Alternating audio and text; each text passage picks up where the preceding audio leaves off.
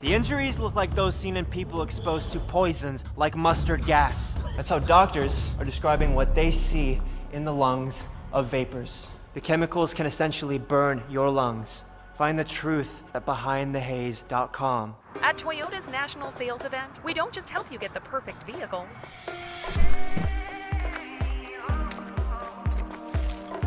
We're here to open new doors that lead to your road to greatness.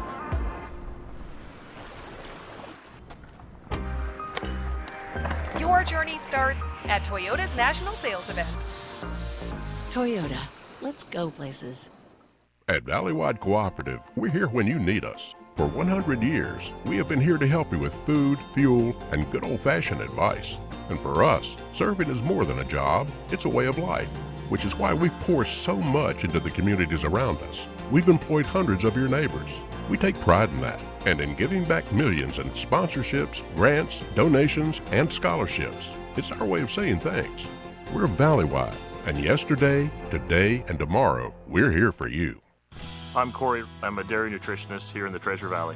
I decided to get vaccinated because I wanted to do my part to protect myself and my family and my customers from COVID-19. As soon as the vaccines were readily available, I was vaccinated. I would encourage people to do the research, listen to the healthcare providers. When I went to get my COVID-19 vaccine, there was hardly any wait. It was an easy process, is readily available. Since I got vaccinated, I'm confident I'm protected against the COVID-19 virus. My life has returned to business as usual. Ads like this keep popping up, but I see through the hype because those vape clouds people claim are just water vapor contain as many as 31 different chemicals, like formaldehyde, the stuff they preserve dead bodies with. And while the flavors sound all harmless, we still have no idea what these ingredients could be doing to our bodies. But I already see vaping for exactly what it is. Get the real facts at BehindTheHaze.com. It's not a secret that finding a new car this year is a little tricky. Between chip shortages and supply problems, there's more reasons than ever to come to our no-problem dealerships when you need a new car or truck. Our acquisitions team works hard to make sure that we have a great selection of vehicles to choose from, and our easy-to-buy, easy-to-do business with sales team is ready to deliver the same great value price that we've had for nearly 20 years. Teton Toyota, where it's always no problem to buy and service your car. Good evening and welcome into this IdahoSports.com Game Streams production of East Idaho Game Night presented by Teton Auto Group. Coverage on IdahoSports.com is also brought to you by your local Toyota dealer. Toyota, let's go places. Valleywide Co-op and Country Stores and Project Filter, Idaho Fights Tobacco. For the second week in a row, we come to you live from Hiram Blackburn Field in Rigby. And this is the game everybody's been waiting for. More than likely, the champion of the District 5 and 6 conference in Class 5A football will be crowned tonight as the Rigby Trojans host the Highland Rams. Hi, everybody inside the broadcast booth. Brandon Bainey alongside Sean Kane. Sean, we have finally arrived. Everybody's had this date circled on the calendar all the way since July. Yeah, absolutely. When I sent out the schedule, I circled that one. You know, I remember the game from last year we covered, and it was one of the best games we saw all year. And, you know, you got two powerhouses of football playing tonight with a lot on the line, so you couldn't ask for more. When you look at these two teams, they are so evenly matched, it is almost impossible to find where one team might have an advantage over the other. When you look at just strictly the scoring numbers, Rigby comes in averaging 38.9 points per game. Highland averages 33.1. Defensively, both teams very similar. Rigby allows 11.1 points per game. Highland allows 12.6. Each team has been dominant and really maybe one or two close games. Highland, of course, 6-1. That Week 0 loss to Rocky Mountain all the way back in August, but Rigby 7-0. These two teams are a combined 13-1. Yeah, just amazing. You know, that Week 1 loss for Highland, you know, everyone was like, Highland, did they have enough offense? Well, I think Whitmer at quarterback's, you know, shown that they have enough offense. He's completed 70% of his passes, 11 TDs. He's put up 1,300 yards passing, 339 yards rushing. So, yeah, the offense has been there for Highland for sure. Both of these teams have strengths on the offensive and defensive lines. For Highland, it's players like Ian Allen and Kyler Williams on the offensive line. And then you flip it to the defensive line, and it's players like Sloan Lamson and Easton Colvin and Drew Roberts. For Rigby, we talked about our IdahoSports.com players of the game. From last week's victory over Blackfoot, it was the entire Rigby defensive line, right? Guys like Damian Walker and Nick Van Gupo causing havoc up front. So the line of scrimmage, I think, is where this game's going to be won tonight. Yeah, in talking to some other coaches and different people, the big thing is whose offensive line is going to be the best, whose defensive line is going to be the best. So really, I think who wins the game is going to be done in the trenches tonight. Highland, of course, had a bye last week, so they've had 2 weeks to prepare for this Rigby team. And for Gino Mariani, one of the best head coaches around in the state of Idaho, the extra week, I expect Coach Mariani to have a really fine-tuned game plan for this Rigby team. Yeah, he's definitely one of the best coaches, over 200 wins. He's going to come in with a great game plan. He's been able to study. I think, too, just being a good coach, you're playing a good team and you're just going to have guys step up. We might have a good receiver. They've got a great cornerback. Where are we going to find those places we can exploit? And Gino is great at doing that. Yeah, he's so good at making those adjustments at the line of scrimmage and presenting the same play out of a number of different formations, which is hard to account for. So it's going to be a fantastic matchup, the Highland Rams and the Rigby Trojans for the High Country Conference title tonight. We'll come back and get you set with the opening kickoff right after this break. You're watching East Idaho Game Night on IdahoSports.com. Scott here from Teton Honda in Pocatello. Our dealership operates on a no-problem philosophy that's designed to put you in charge of your next vehicle purchase. Prefer to shop online? No problem. Evenings or weekends? No problem. Need a wide range of financing and leasing options? No problem. So whether it's one of our beautiful new Hondas or just a vehicle that's new to you, at Teton Honda, we'll help you find the perfect vehicle for your needs. Experience car buying like never before at Pocatello's only No Problem dealership. Don't you just love it when you realize that you've got the very best? Like being here in Idaho, it's the best. Just like John Adams GMC, recently awarded Business of the Year here in Rexburg. That's because we want the best just like you do. The best service, best selection, best prices, and of course, the best warranty with our famous John Adams Warranty Forever. Come and enjoy the best at John Adams GMC in Rexburg, where we're founded on values and committed to excellence. Welcome back to Hiram C. Blackburn Field in Rigby. East Idaho Game Night on IdahoSports.com. Brandon Baney alongside Sean Kane as this is the de facto High Country Conference Championship game tonight. The Rigby Trojans hosting the Highland Rams. Team captains out at midfield meeting right now, and we talked about Highland head coach Gino Mariani being one of the best in the state of Idaho. Well, Rigby's head coach Armando Gonzalez is also a great coach. He just hasn't been in Idaho as long as Gino has. He started in California, came to Rigby, 6-7 years ago, and has really turned this program around. Yeah, most people would say he could have easily coached at a college program somewhere. He has that kind of talent, and he's brought in his talent here to Rigby, and it's really paid off the last couple of years. The chess match between these two coaches tonight is going to be so much fun to watch. It looks like Rigby won the toss. And on a windy night like tonight, last year when we played this game in Pocatello,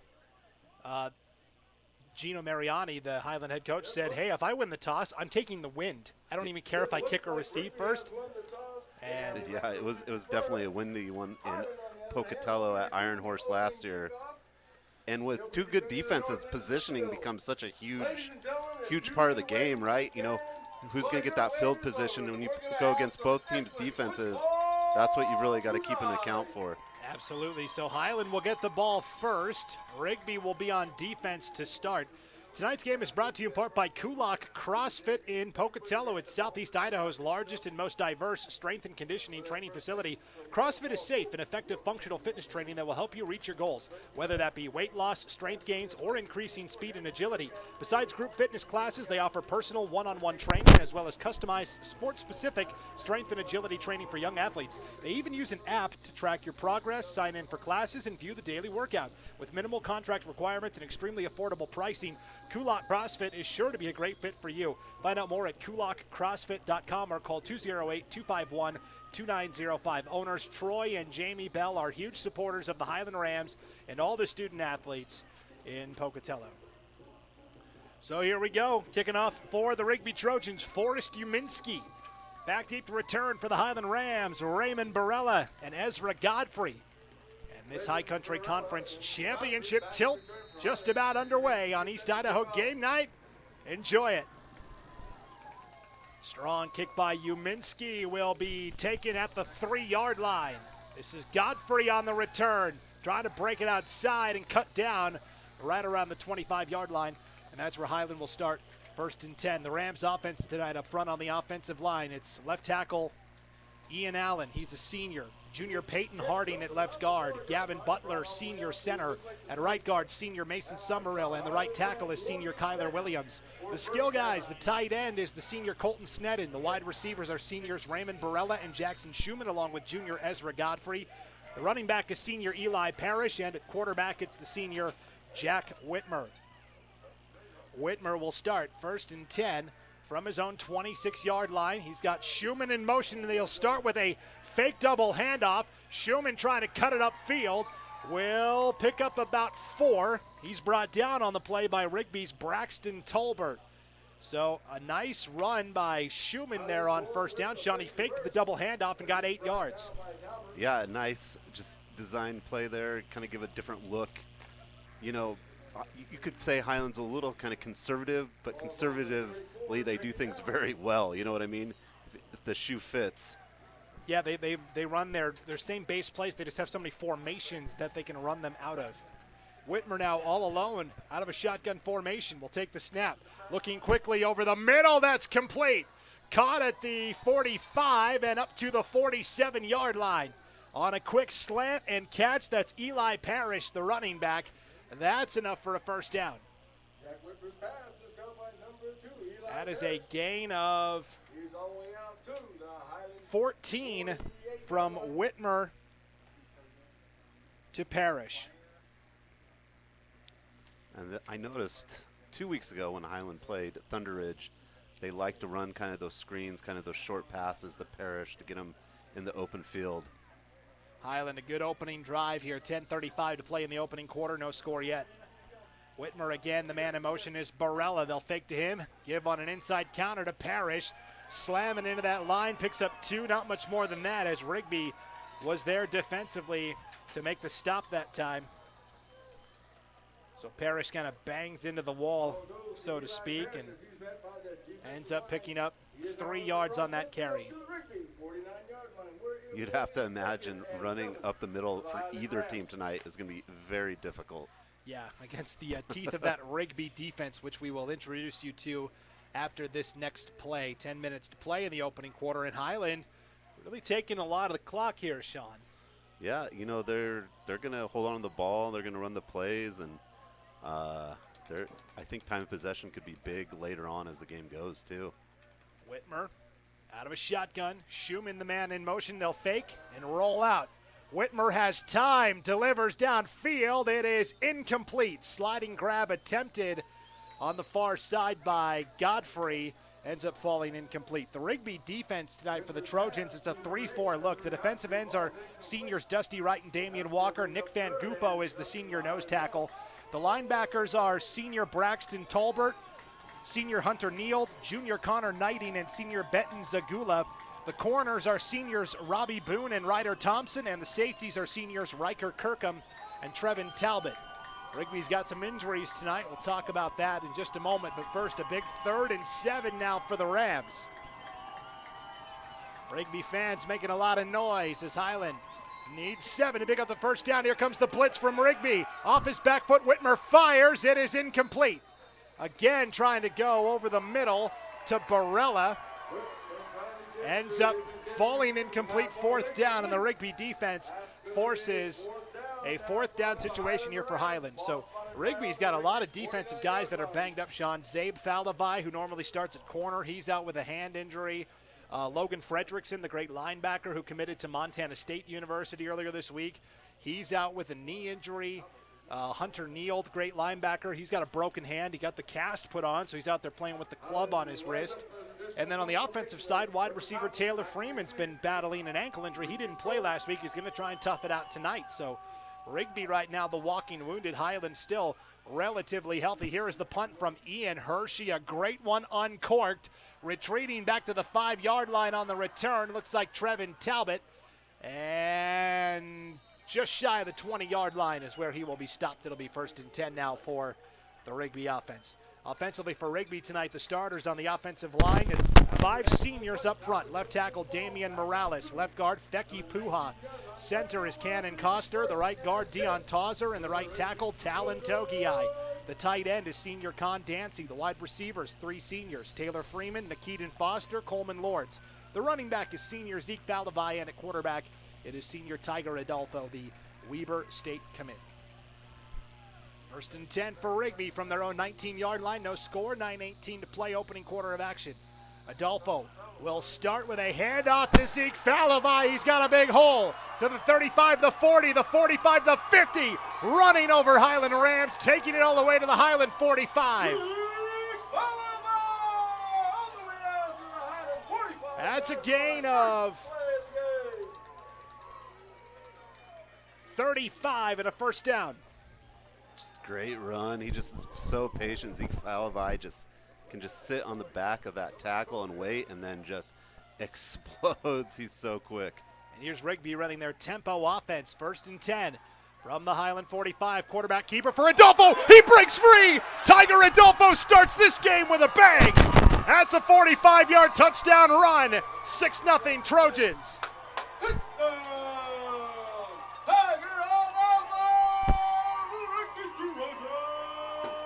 There was no second level that time, Sean, and as soon as Adolfo got through the first wave, it was green pastures. Yeah, I kind of think he read that, and that's why he held on to the ball. They'll do that RPO, that run option pass a lot, Rigby, and I think he just saw that and took it. A 45-yard touchdown run for Tiger Adolfo, and now it's Uminski on for the point after try with 8:41 to play in the opening quarter of action. That kick is through. So 8:41 to play in the first, 7-0. Rigby strikes on a 45-yard touchdown run by Tiger Adolfo.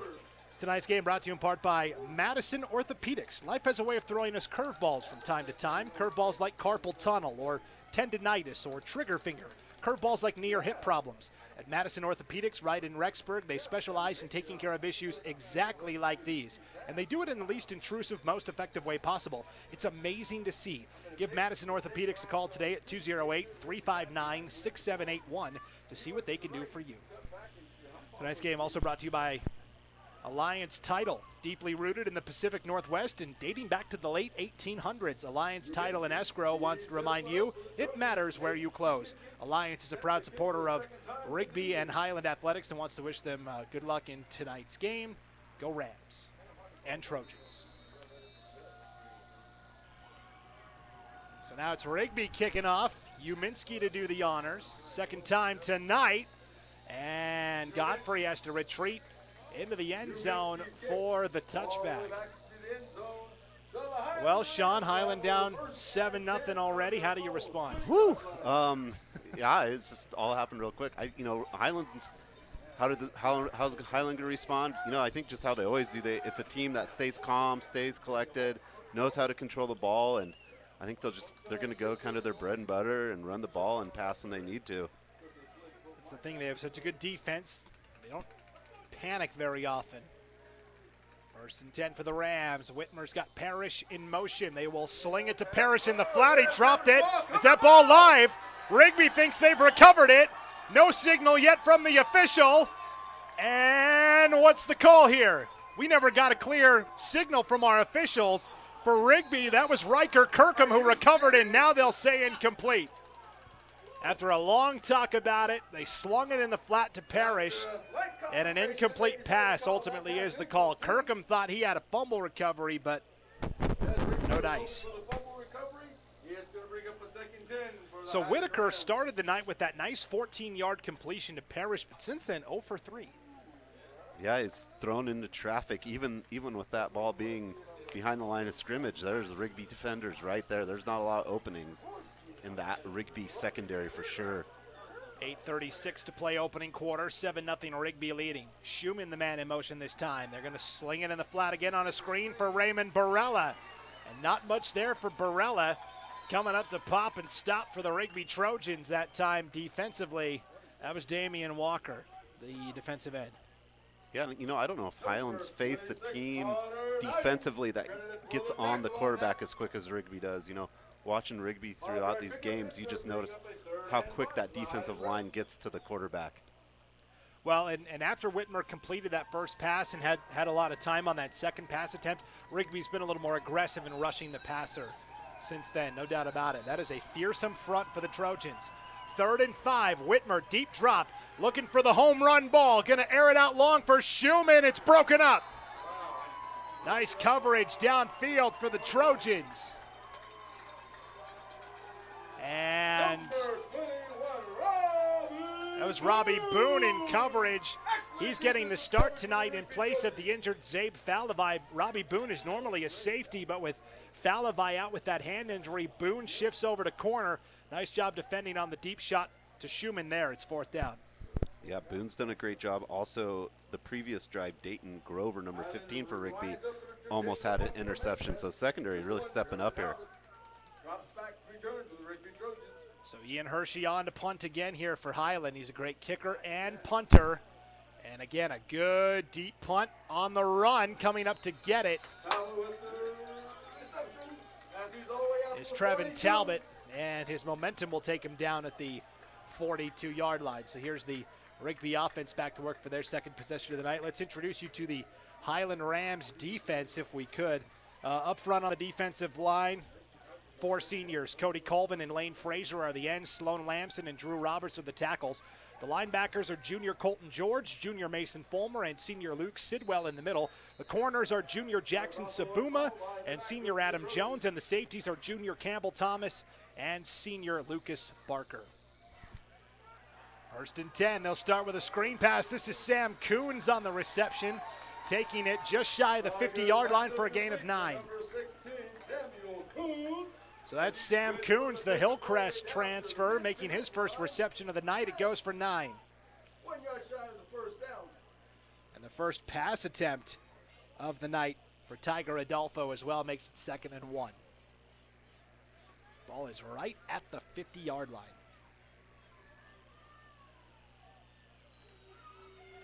Second and 1, quarterback keeper for Adolfo looking to break outside.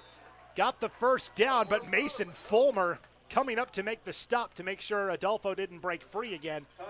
It will be enough for the first down.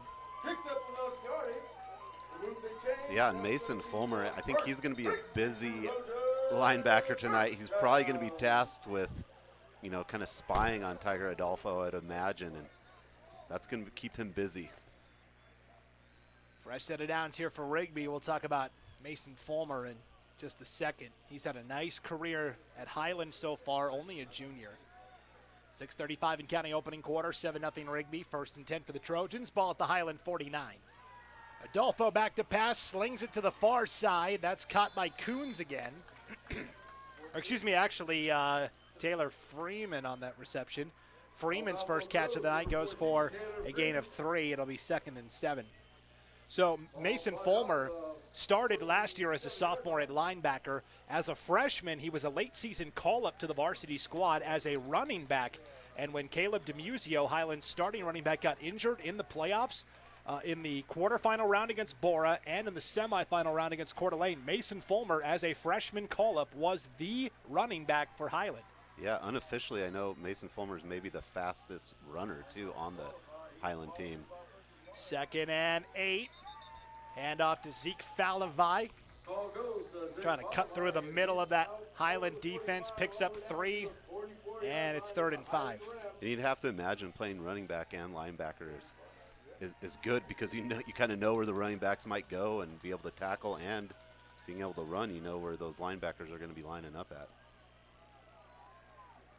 And that Highland Ram team, when Mason Fulmer was a freshman, that's the year they upset Bora in Boise when they had Austin Bolt, the Gatorade Player of the Year. That was a big win for Highland, but that was so long ago. So much has changed. 3rd and 5, Adolfo, the play breaks down, going to take off and run. He needed 5, he gets 8, and a first down for Rigby. We talked about it, Sean, last week. That's where Adolfo and Rigby won the game against Blackfoot. It was Tiger's ability to, when the play breaks down, to take off with his legs. Yeah, you know, Blackfoot had great coverage in the secondary, and also Blackfoot, I was pretty impressed with their defensive line. And, yeah, I mean, just kind of that intangible as Tiger can see it and go and find that open space. Highland's defensive line likes to run a lot of twists and stunts, but I wonder sometimes if that takes them out of position. And Tiger Adolfo can kind of sit back and see that. Another handoff to Falavai. Falavai trying to stretch it into the end zone. He will get there. That's a 37-yard touchdown run.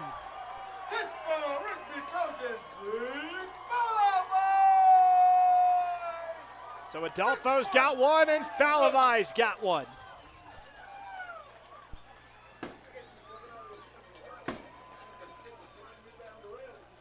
Just caught that edge, Zeke Falavai did, and took it all the way to the house. That's the second big touchdown run of the night for Rigby. Comes at the 4:27 mark of the first quarter. Uminski on for the point after. And he drills it. 14-0 Rigby. 4:27 to play in our opening quarter of action. Tonight's game brought to you in part by Lava Hot Springs, your destination for a relaxing day away from it all. Just 10 minutes from McCammon and I-15. They're open daily from 9 a.m. to 10 p.m. or 11 p.m. on Fridays and Saturdays, and they're happily welcoming visitors to sit and enjoy their world-famous hot pools. The all-natural geothermal hot springs are always a warm 102 to 112 degrees. Their indoor aquatic center will open for the fall season beginning October 1st, Friday through Sunday, and offers kiddie splash time on Tuesday and Wednesday morning. Lava Hot Springs is taking extra precautions to ensure your safety at this time and asks patrons to be respectful of others as you come and soak all your worries away. Check out lavahotSprings.com for more information. So Rigby up 14-0. Highland has to be shell-shocked a little bit. Yeah, Highland not a team that gives up a lot of big plays. You know, typically that defense doesn't give up those big plays and holds teams. You know, what did we say, about 13 points this season, right? Yeah. So Highland's, only giving up about 13 points per game. So now already at their average of what they give up. Uminski, he's been busy. Here's a squib kick trying to catch Highland off guard. It'll be fielded by Godfrey at the 30. And so Highland will start 1st and 10 from their own 30. Not bad field position to start here for the Rams. Tonight's game brought to you in part by Satterfield Realty. Billy and Steve Satterfield and Remax Country Real Estate are proud supporters of the Highland Rams. As lifelong residents of the Highland area and alumni of the high school, Billy and Steve have long been committed to supporting the Rams and enjoy helping families buy and sell real estate in the area. With 70 years of real estate experience in Pocatello, no duo brings more skill or commitment when representing you. Go Rams from Satterfield Realty. 1st and 10. Whitmer going to sling it in the flat. Jackson Schumann on the reception. And Schumann's able to stretch out 4 yards. Initially got caught around the ankle by a Rigby defender, but Schumann was able to fight through it and pick up 4. And you can kind of tell Schumann is kind of the conductor of the offense, right? It doesn't matter where he's at. They want to get the ball in his hands in a variety of ways. Yeah, very quick. That ball came out at the end, and a big hit delivered there, Sean. Coming right through the line. Yeah. Number 52, Nick Fangupo. That's Fangupo, the nose tackle, smacking him for a loss of a couple. Yeah, and he was great last week against Blackfoot. Nick Fangupo was just maybe no big stats, but just his presence really made Blackfoot's quarterback just have to move all over the place. His job is kind of to occupy the blocker so those linebackers can get in there and make Get in plays. those holes. 3rd and 8 now for the Rams. Whitmer will fake the counter, now drop back to pass, looking for the backside screen. In trouble, down he goes. Sacked by Walker and company back at the 26-yard line. Looked like it was Damian Walker and Dusty Wright. And Zeke Falavai in there as well on defense. Okay. 2:58 to play here in our opening quarter of action. Officials are having a talk here. I'm not sure what about. Looks like a penalty flag has been thrown. It's a pink flag. So October is Breast Cancer Awareness Month, and so the officials, instead of yellow flags, they've got pink ones. So that threw me off, Sean. Yeah, I see them around their waist now. Yeah. Some of the kids have pink shoes or orange shoes, so I saw the shoes, but not the flag. So it's going to be a defensive hold against Rigby. So holding in the secondary against the Trojans, that's a big penalty in Highland's favor. And we'll see where they mark this off at here. It'll be 3rd down still for the Rams. About 3 or 4. Yeah, it's going to be 3rd down and, like a short 3, we'll call it here, following that holding penalty against Rigby. So Highland, instead of looking at a sack and a 4th down here, a second opportunity, but they have to take advantage here. Yeah. And now Rigby going to take a timeout. Yeah. Head coach Armando Gonzalez, I think, wants to just – sometimes you take timeouts to talk to your team. Sometimes you take timeouts to talk to the official, right? Yeah, Rigby is not afraid to take a defensive timeout. I noticed the last few games, they'll take more timeouts on the defensive side of the ball than the offense. Yeah, for sure. Tonight's game brought to you in part by Rockwell Homes in Idaho Falls. It's Southeast Idaho's #1 home builder. By using local subcontractors and upholding the highest quality standards, Rockwell Homes strives to exceed your expectations to create a unique and innovative home tailored to your needs and lifestyle. Are you ready to start building your dream home? Let Rockwell Homes help design the perfect place for you and your family to call home.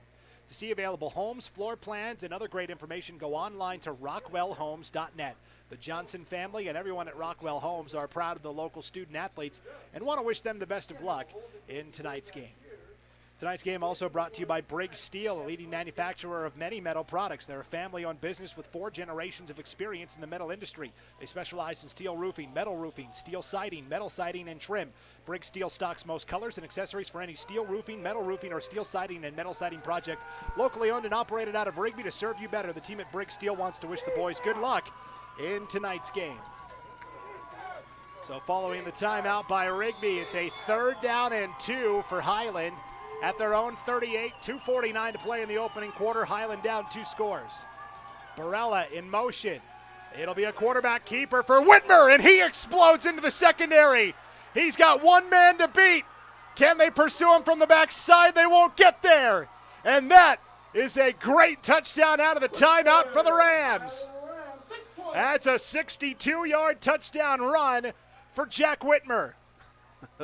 Right when you thought maybe Highland was knocked down a little bit, Whitmer with a huge run. That was a great designed quarterback keeper. And Whitmer takes it 62 yards for a Highland touchdown. And now here's Ian Hershey on for the point after try. A lot of colleges competing for his services at the next level. 2:38 to go here in our opening quarter of action, and that kick is true and through. 14-7 now. Highland on the board thanks to the 62-yard touchdown run by Whitmer. All of a sudden we got back into the ball game here. 14-7. Highland's able to cut into that deficit with 2:38 to play in the first.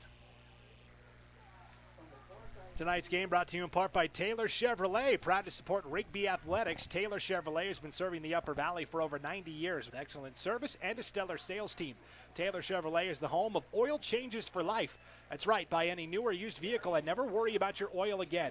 Taylor Chevrolet is your Southeast Idaho auto leader with a wide selection of Chevrolet, Buick, and Cadillac models. Come in today and get the vehicle you want with oil changes for life. Stop by their Rexburg location or visit their website at TaylorChev.com. That's almost, Sean, where Rigby took that time out, and that kind of backfired as Highland was able to draw up a good play, and they get a touchdown off of it. Yeah, they seemed a little caught off guard. Maybe we were looking for a pass on that play, and that was just a design quarterback keeper that saw a big hole. Ian Hershey ready to kick off for the Rams. This is a sight to behold.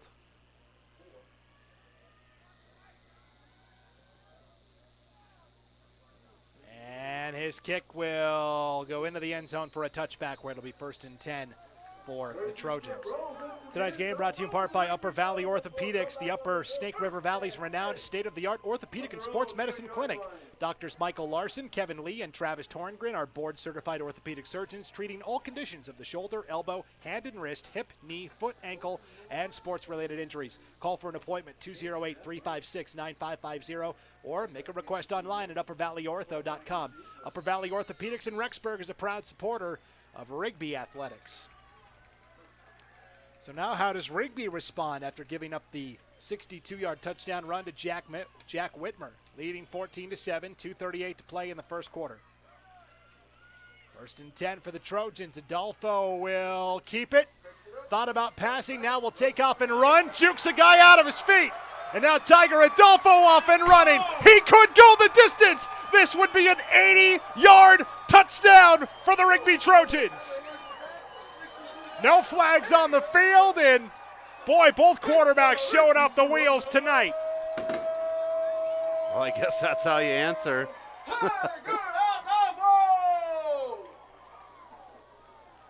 Tiger Adolfo says, oh, Jack Whitmer, a 62-yard touchdown run, that's nice. Watch this. 80 yards later into the end zone. And it looked like Highland maybe had him. And just he faked out the one Highland defender big time. 2:22 to play in the first quarter. Uminski's kick is through.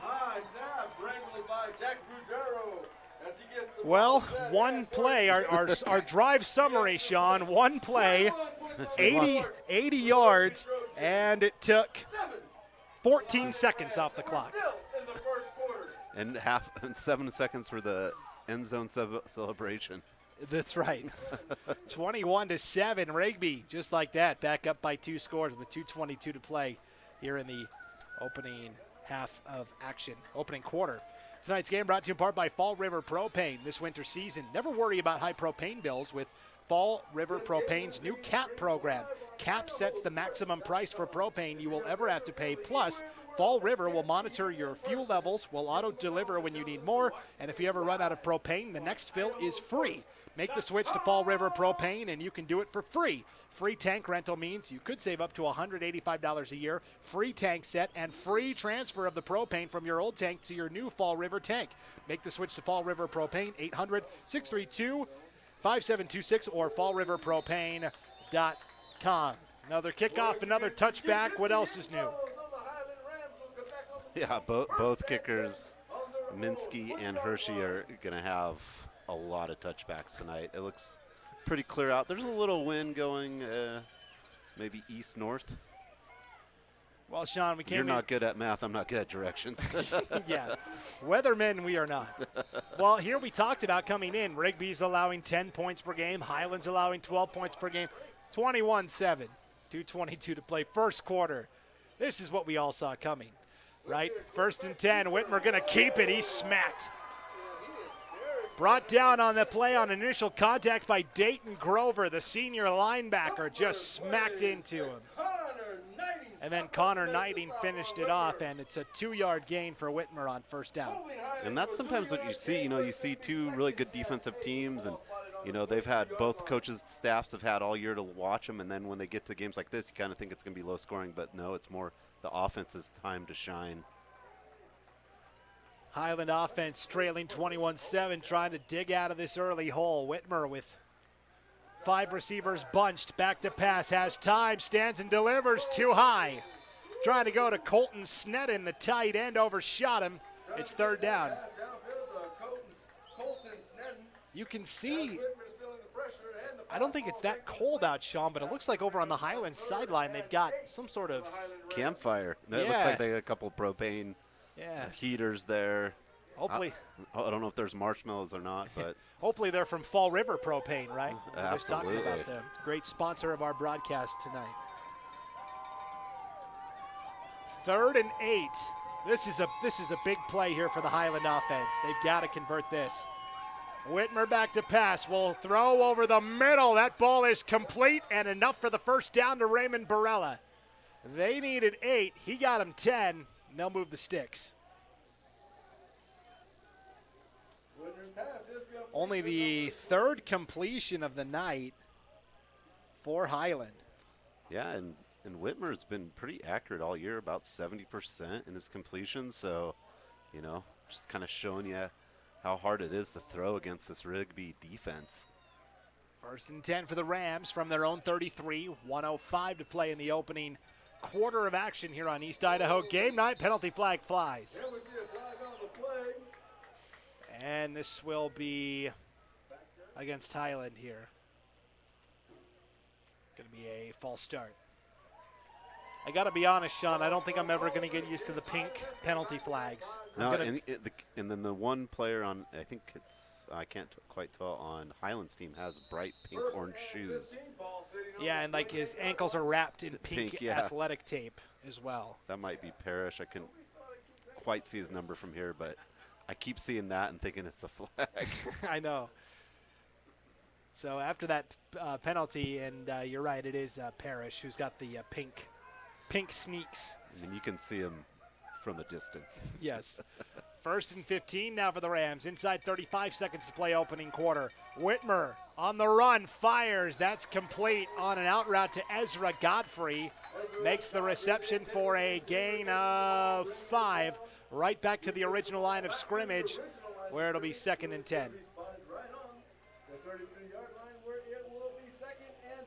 So Whitmer, 4 completions to 4 different receivers. And that's what we talked about with this Highland team. Last year, you knew it was Caleb DeMuzio on 1st down, DeMuzio on 2nd down, and probably on 3rd down. This year, the talent is more spread out in terms of who's getting the ball. And that will be the end of the 1st quarter. So we've had a couple of offensive explosions here in 1 quarter of action. It's the Rigby Trojans 21, the Highland Rams 7. We'll be back with more East Idaho Game Night right after this break on IdahoSports.com.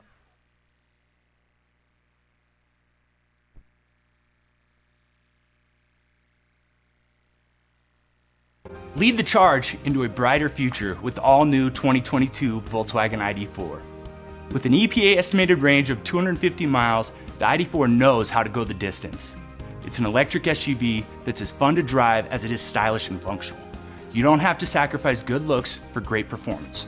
So stop by our dealership today and jumpstart your year with the Volkswagen ID4. Teton Volkswagen, where it's always no problem to buy and service your vehicle.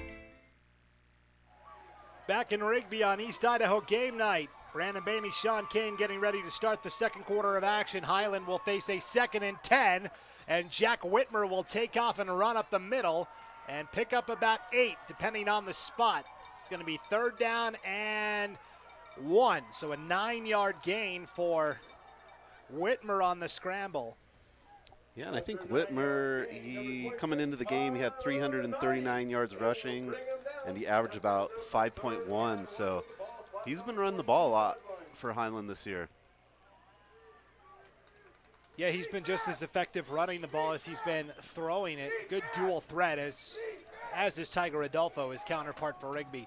3rd and 1 for the Rams from their own 42. Quarterback keeper again for Whitmer has the first down. Across the 45 up to the 48-yard line, a gain of 6. Yeah, both teams are like, we have good quarterbacks. Can you stop us? Yeah, seriously. It may come down to, I mean, at this point, if Highland's going to be trading scores with Rigby, remember, Rigby gets the ball to start the 2nd half. So that opening drive for Highland that didn't amount to anything could end up being pretty important. Could be pretty costly if it becomes a shootout. For now, Highland says we just got to worry about scoring. Yeah. 10:40 to play before halftime. 1st and 10 from their own 49-yard line. Whitmer will hand off. This is a new guy, a speedster, Jackson Riddle, a sophomore, and Riddle will take it all the way to the 20. So Riddle is a sophomore, new addition to the roster. How new? Well, his height and weight aren't even listed. So Riddle me this. He takes it all the way to the 22. Pretty good addition late there. Yeah, Highland will take it, that's for sure. That's a gain of 28 by Riddle. And a first down for the Rams. And now all of a sudden Highland in business. 1st and 10, ball at the Rigby 22. 10:20 to play before halftime. Whitmer out of the pistol. It's an inside counter to Riddle, and Riddle blown up that time. Nowhere to go. Damian Walker. Actually, that was Fangupo, actually. A nose tackle, Nick Fangupo. Yeah, if you're going to run up the middle against Rigby, Fangupo is going to be there to say hello for sure. And that was a delayed handoff, right? It was almost like a counter draw that time. I feel like against this Rigby defensive line, you just want to attack, right? Yeah, try to get the edge or find that hole quickly. The waiting's not going to be great. 2nd and 12. Whitmer back to pass. Hit as he throws, completes over the middle. Walker makes the stop for Rigby, and the pass complete to Raymond Barella. Barella makes the reception for a gain of 7. We'll call it its 3rd and 5. Whitmer's pass is complete. 3rd and 5 for Highland. Ball's at the Rigby 17 with 9:10 to play before halftime. Rams trying to cut it to a 1-score game. Rigby showing blitz. Whitmer going to take off and run on an option play. He'll keep it himself, and it's going to be close, but they'll say he did get enough. He needed 5, and it looks like he got 6. So 1st down for Highland. And Whitmer's a kind of just good down-the-hill runner as a quarterback. I'm pretty impressed by his just ability to kind of lower the shoulder and get a few extra yards. 1st and 10 for Highland. Ball is at the Rigby 11-yard line, so they can get to the 1 and pick up a fresh set of downs. Of course, Highland would just like to get the touchdown. But yeah. 8.5 to play before halftime. A lot of guys in motion here for Highland. It's a 5-wide look. Whitmer, quarterback draw, stumbling his way inside the 10 and down around the 7. And on the stop for the Rigby Trojans that time, that's Hunter Neild. We talked about he broke his wrist or hand, and he's playing with a kind of a cast on that wrist. Can be an effective weapon out there. Yeah. Punch, you see a lot of them try to punch the ball out when they have those casts on. It's like a hard club. 2nd and 6 for the Rams following the 4-yard run by Whitmer. Ball is at the Rigby 7. Back to pass, feeling the heat, complete, and then in and out, they'll say. He was trying to throw it quickly to Jackson Schumann. Schumann had turned to the outside. The pass was back towards the inside. Schumann tried to spin and get it, but Whitmer feeling the heat that time. And all unofficial noisemakers must be stopped. They are not allowed by the Idaho High School Sports Association.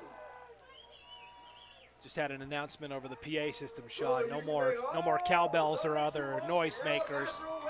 Yeah, I got a fever, and a cowbell's not going to save it. Yeah, the only prescription is less cowbell, and the only prescription here is a timeout for Rigby. 2nd timeout of the half. Timeout, Rigby.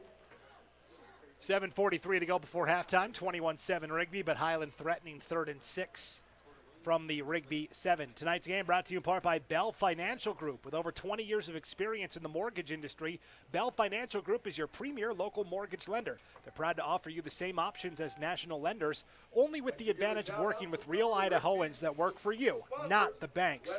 Bell Financial Group believes strongly in giving back to the community and sponsors local high school webcasts to make sure that they're not just helping you find a house, they're helping you find a home. That's Bell Financial Group. Tonight's game also brought to you by Archibald Insurance. Insurance Eastern Idaho trusts. Their experienced advisors live, work, and give back right in Eastern Idaho. They focus on crop, construction, and transportation insurance, as well as home and auto. The team at Archibald Insurance wants to wish the Rigby boys good luck in tonight's game. Out of the timeout. 3rd and 6 for Highland. Ball at the Rigby 7. 7:43 to go before halftime. Barella in motion. Whitmer the snap. Rolling out right side. Standing tall. Fires to the sideline. That is caught but short of the first down marker. That's Schumann on the reception. And it's going to be 4th down for Highland. That only gained 4 yards. And it's 4th down and 2 now. Actually closer to 4th and 3. Now, Highland, will they bring on Ian Hershey for the field goal? Pretty much automatic from this distance. Or will they try and get a play, an offensive play, to try and stay in this, right? Big difference between 21-10 and 21-14 as Highland takes a timeout.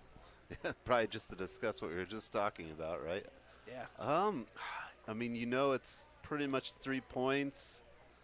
And maybe as the game goes on, points become less of a premium. I don't know what you do. I think you have to go for the touchdown here. The way Rigby's been able to score offensively so far tonight, you can't trade touchdowns for field goals at this point. So we'll see what Highland decides to do. While they talk about it, we'll tell you that tonight's game is brought to you in part by Bouchard Realty. The Bouchard team, it's Silver Creek Realty Group, where helping families in the community with all your real estate needs is their first priority. They're grateful to be able to serve all of Southeast Idaho to help you find your next home. The Bouchard Realty team wants to wish the Highland boys good luck in tonight's game. Tonight's game also brought to you by C&B Operations. For all your commercial John Deere, new and used agriculture equipment, choose C&B Operations, Eastern Idaho's premier John Deere dealership. 1102 West Bridge Street in Blackfoot, or online at deerequipment.com. C&B Operations in Blackfoot, proud supporter of Rigby Athletics.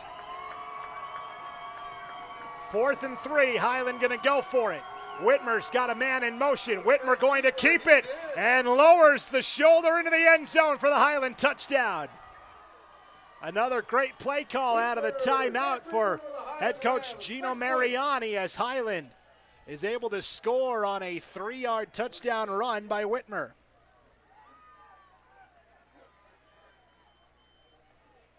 Yeah, and since Rigby gets the ball at halftime, I think that's probably what you had to do there if you're Highland, for sure. Ian Hershey now for the point after try, with 7:34 to play before halftime. Try and make this a 21-14 game. Snap down, hold down. Kick is plenty of distance and through. So 21-14.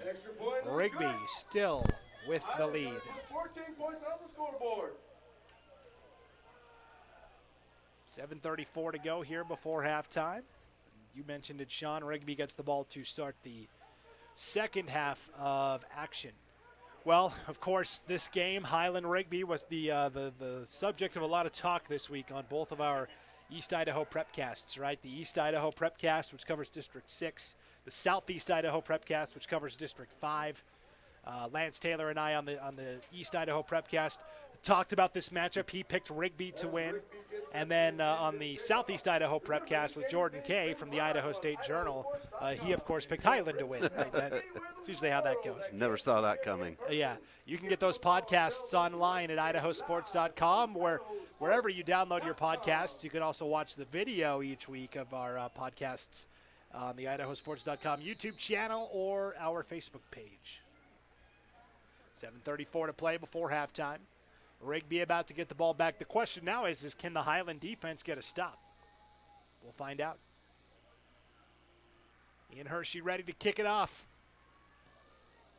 Will send it deep, and that will clear the back of the end zone. Touchback. Yeah, I couldn't quite follow that one with the camera.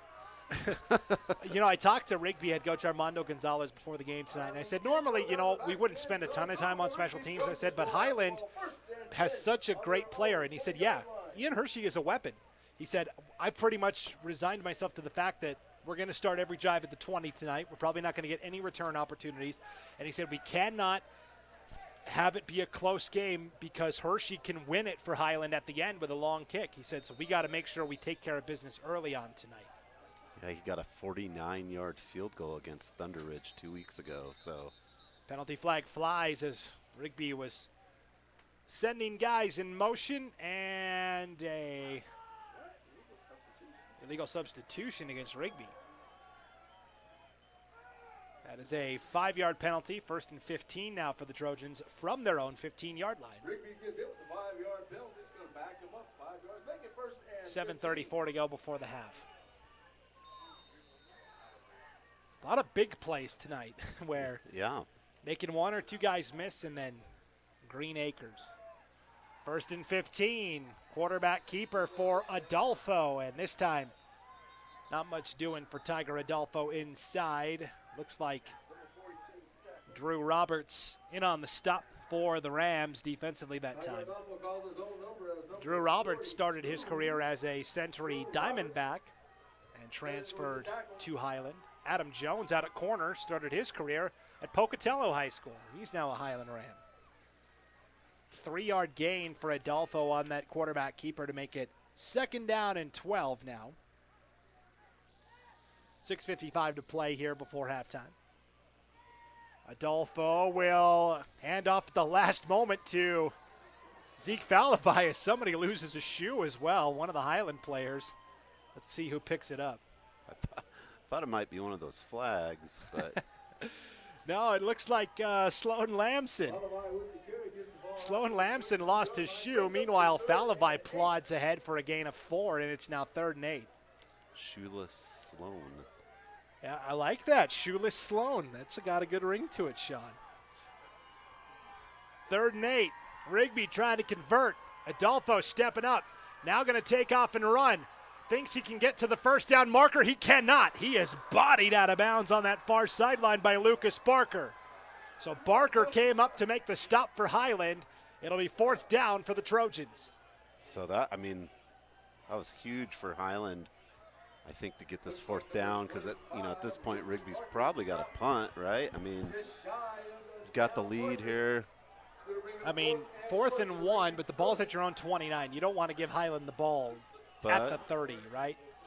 No, not after they just had a really successful drive and their offense is kind of firing in all cylinders. But it looks like they're going to keep the offense out there. Maybe we'll see a hard count, try and get Highland to jump. Yeah, I think Rigby only has 1 timeout left. Adolfo will take the snap, trying to pick up the 1st down, and he didn't get there. He didn't get it. That's Cody Colvin, the defensive end, coming up to meet him, and Highland gets a huge turnover on downs. It'll be 1st and 10 for the Rams at the Rigby 29. What a job by Cody Colvin to come up and make the stop. And, we talked about it at the start of the broadcast. That front line of Highland is something to be reckoned with, and they just showed up right there for sure. Yeah, because that was such a strength of Highland last year with Luke Togiai and Logan George, who moved on to Idaho State University, and you thought, well, how are you going to replace those guys? This defensive line for Highland has proved more than capable this year. 1st and 10 for Highland, in great position now at the Rigby 29. Can the Rams get the equalizer with 6 minutes to play? Pump fake, home run, shot wide open. It is just beyond the fingertips of Godfrey, in and out of the breadbasket, incomplete. Had him just a little too far. Godfrey was open. Whitmer was trying the home run ball, which a lot of coaches will do that following a turnover. And a nice pump fake by Whitmer as well allowed Godfrey to get that separation. So 2nd and 10 for Highland now with 5:58 to play before halftime.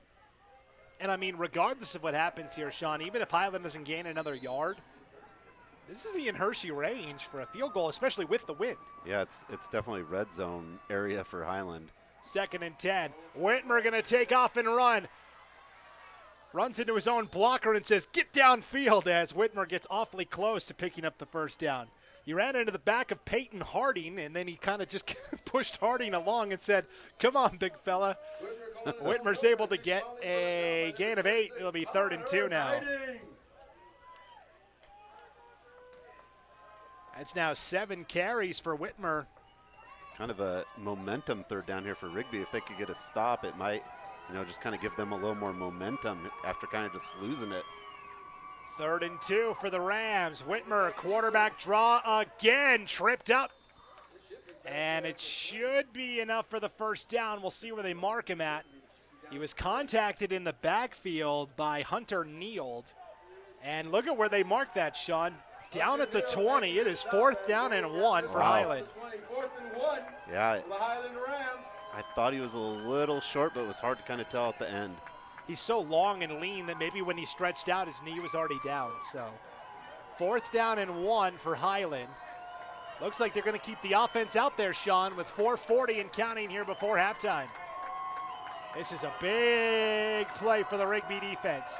Whitmer under center, quarterback sneak. He didn't get there. He didn't get it. We'll see. I mean, if they give him forward progress, but Rigby did a great job of surging forward. Yep. And he didn't get it. Nope. Wow. Turnabout fair play as Fangupo and Walker again snuffed out that 4th down quarterback sneak opportunity by Whitmer. And the football is just saying, I want to stay right here. It just has not moved from this one area. Well, we talked about coming into the game, Sean, how eerily similar these two teams were. Yep. They're even similar in 4th down execution, right? Yeah. Yeah, I mean, if I'm Highland, I might go for the field goal there, but, you know, big risk, big reward. 1st and 10 for Rigby now at their own 20. They'll start with a handoff to Zeke Falavai, breaking a couple of tackles, and finally Mason Fulmer able to bring him down, but not before Falavai picks up 11 and a 1st down. Falavai sees all the way out past the 30 down to the 31. They're going to say that's a 1st down. 4:20 to play before halftime. 21-14. Rigby with the lead and the ball. What an exciting first half this has been, Sean. Yeah, it's just been, you know, back and forth. Rigby kind of broke it out, but Highland came back with a couple big plays of their own, and then 2 4th down stops by both defense, and it's just been back and forth. Look at this formation. 4 receivers all stacked kind of vertically. It's going to be a screen pass to Falavai out there in the flat. And well defended by Highland as everybody stayed home. Adam Jones in on the stop for the Rams along with Lucas Barker. Interesting formation that time though, Sean. 4 receivers were all kind of vertically stacked at the bottom of the screen there. Yeah, trying to kind of run one of those pick plays, and you see those happen a lot, and it just seems like a lot of stuff for not much coming out of it. A lot of posturing for not much payoff, right? 2nd and 7, option play. Adolfo finally pitches out to Falavai. Falavai will be brought down about a yard shy of the 1st down marker. In on the stop for the Rams that time defensively. Coming up to make the play was Luke Sidwell. So Highland's middle linebacker when the season started was Gunnar Wilhelm, a junior. He suffered a broken arm though, and so now it's been kind of a combination of Barker, who's kind of a hybrid safety linebacker, along with Luke Sidwell, who's kind of slid into that middle linebacker spot for Highland. 3rd and 1, handoff to Falavai, and he didn't get it. Well, it's going to be close. We'll see. Looks like they're signaling 4th down. So, Yeah, he was short. So, it's about a half a yard for Falavai. Officially, we'll say no gain. 4th and 1, Rigby lining up to go for it again. Can somebody convert a 4th and 1?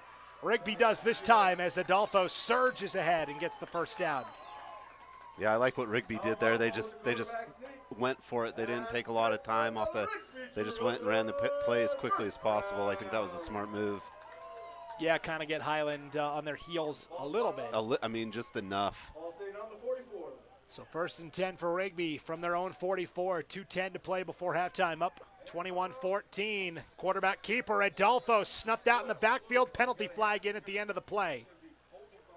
Leading the charge that time for the Rams was Colton George, the sophomore linebacker. Penalty on the play. And we'll see what the flag is here. It is going to be a face mask against Highland. Personal foul face mask. That is the 15-yard variety. And a 1st down for Rigby. That is the first, might be the first overall penalty against Highland tonight. Definitely the first big penalty. Yeah, that's the biggest by far. So now Rigby's got 1st and 10 with the ball at the Highland 39-yard line and 2:05 to work with before halftime.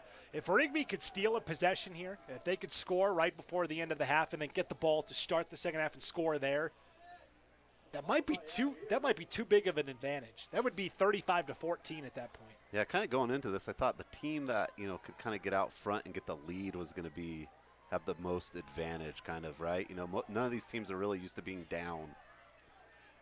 1st and 10. Adolfo, quarterback keeper, breaks one tackle, gets a second broken tackle, and awfully close to the first down yardstick. Looks like it is going to be 2nd and 1. Now the clock's starting to become a factor, right? 1:15 and counting. Rigby only has the one timeout remaining. Trying to score here before halftime. Ball is right at the 30-yard line. Two receivers stacked at the bottom of your screen. Adolfo in the pistol. Play action fake. Has time. Fires. That ball was bobbled and then caught on the curl route. The reception is made just shy of the 20. And trying to see who came up with that. Looks like it was Sam Coons. No, actually, check that. That was Aaron Archibald, the backup tight end. Okay. And that was another rocket ball delivered by Adolfo for the first down. 1st and 10, Adolfo in trouble. Somehow almost avoids the sack, but Cody Colvin's able to bring him down back at the 30. And I think Rigby will spend their 3rd and final timeout here with 30 seconds to go before halftime. Yeah, if I'm a Rigby receiver on kind of a cold night like this, I'd probably have gloves on with Tiger Adolfo's rocket arm. Adolfo's kind of a one-speed pitching machine, if you will. You're at the batting cage and you think it's going to come in at 50, and it comes in at about 80. Yeah, it reminds me of a story about Andre Agassi, the tennis player. His dad turned a pitching machine into a ball machine and called it the Dragon because it just shot out one just hard ball at him, and they would hit him and all kinds of stuff. But yeah, he's kind of got that dragon arm. The Dragon, I like that. That's pretty cool. It was senior night tonight for Rigby, and a tradition here at Rigby High. All of the seniors wear leis in the Hawaiian tradition. Well, Tiger Adolfo, of course, is from Hawaii originally, and he had, I was trying to count, looked like at least 5 or 6 leis around his neck. I don't want to make any of the Rigby seniors jealous, but he did have quite a few more than anyone else. We're not here to spread rumors, I'm not, but Tiger had. We're not good at numbers, remember? So he could have had just as many as someone else. After that sack, it is 2nd and 19 now. That was a big sack by Cody Colvin. Rigby out of timeouts. Adolfo going to fire it deep. That ball is caught at the 6-yard line. That's Taylor Freeman on the reception. Taylor Freeman with the reception. Let's see where they put this. They're gonna mark it down at the 9. So that's a gain of 21. What a job by Adolfo, and what a job by Freeman to find the soft spot of the defense.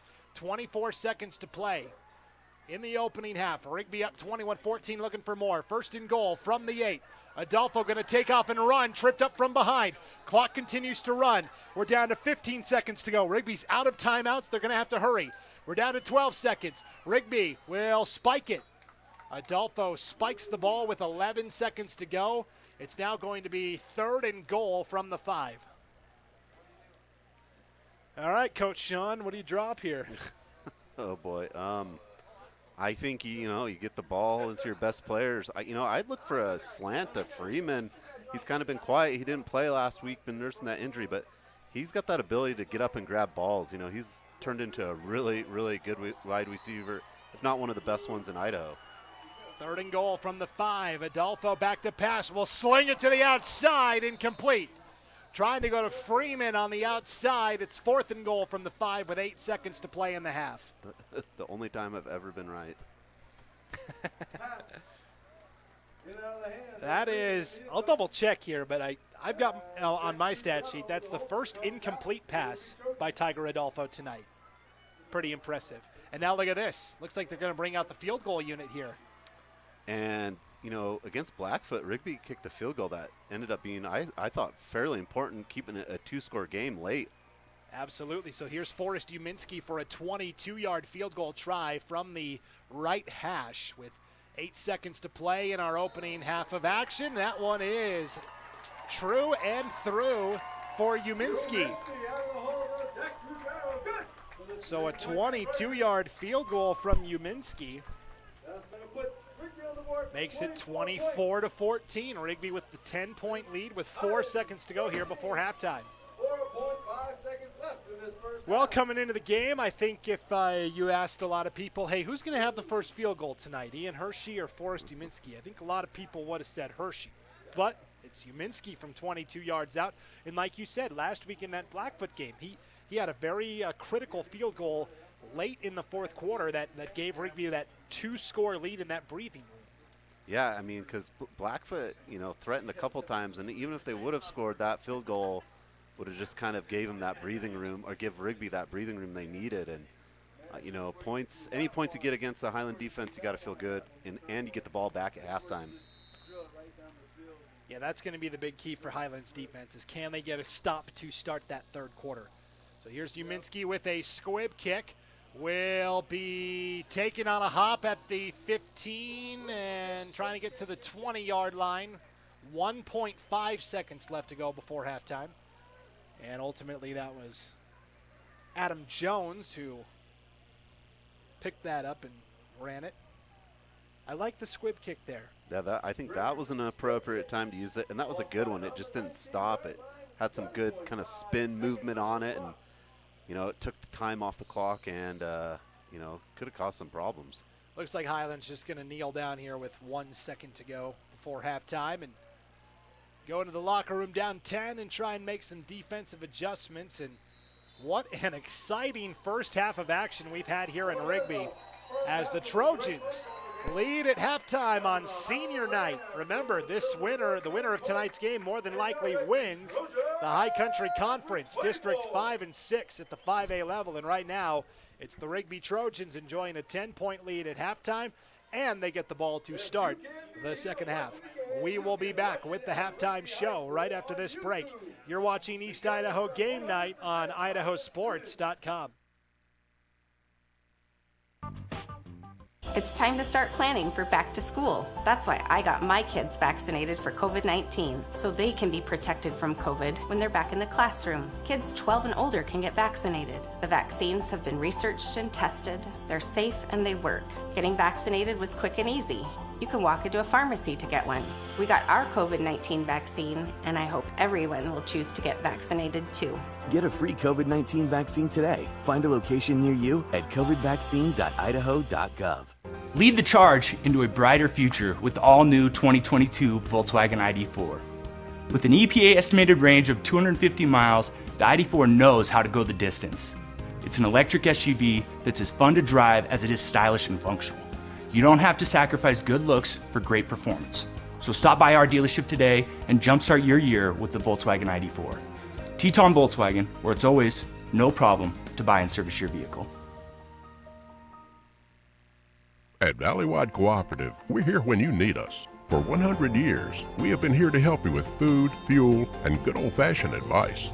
And for us, serving is more than a job, it's a way of life, which is why we pour so much into the communities around us. We've employed hundreds of your neighbors. We take pride in that, and in giving back millions in sponsorships, grants, donations, and scholarships. It's our way of saying thanks. We're Valleywide, and yesterday, today, and tomorrow, we're here for you. Ads like this keep popping up, but I see through the hype because those vape clouds people claim are just water vapor contain as many as 31 different chemicals, like formaldehyde, the stuff they preserve dead bodies with. And while the flavors sound all harmless, we still have no idea what these ingredients could be doing to our bodies. But I already see vaping for exactly what it is. Get the real facts at BehindTheHaze.com. I decided to get vaccinated because I wanted to protect myself and my family and my customers from COVID-19. When I went to get my COVID-19 vaccine, it was an easy process, it's readily available. Since I got vaccinated, I'm confident I'm protected against the COVID-19 virus. My life has returned to business as usual. We're Valleywide Country Store. For 100 years, we've been your #1 choice for food, fuel, farm supplies, and just about everything else you could need to get you through your day. We know you work until the job is done, and so do we. For gas on the go, or a little extra to help you get down the road, you can count on us. We are proud to employ your neighbors and to be a cornerstone of your community. We're Valley-wide. Yesterday, today, and tomorrow. We're here for you. Scott here from Teton Honda in Pocatello. Our dealership operates on a no-problem philosophy that's designed to put you in charge of your next vehicle purchase. Prefer to shop online? No problem. Evenings or weekends? No problem. Need a wide range of financing and leasing options? No problem. So whether it's one of our beautiful new Hondas or just a vehicle that's new to you, at Teton Honda, we'll help you find the perfect vehicle for your needs. Experience car buying like never before at Pocatello's only No Problem dealership.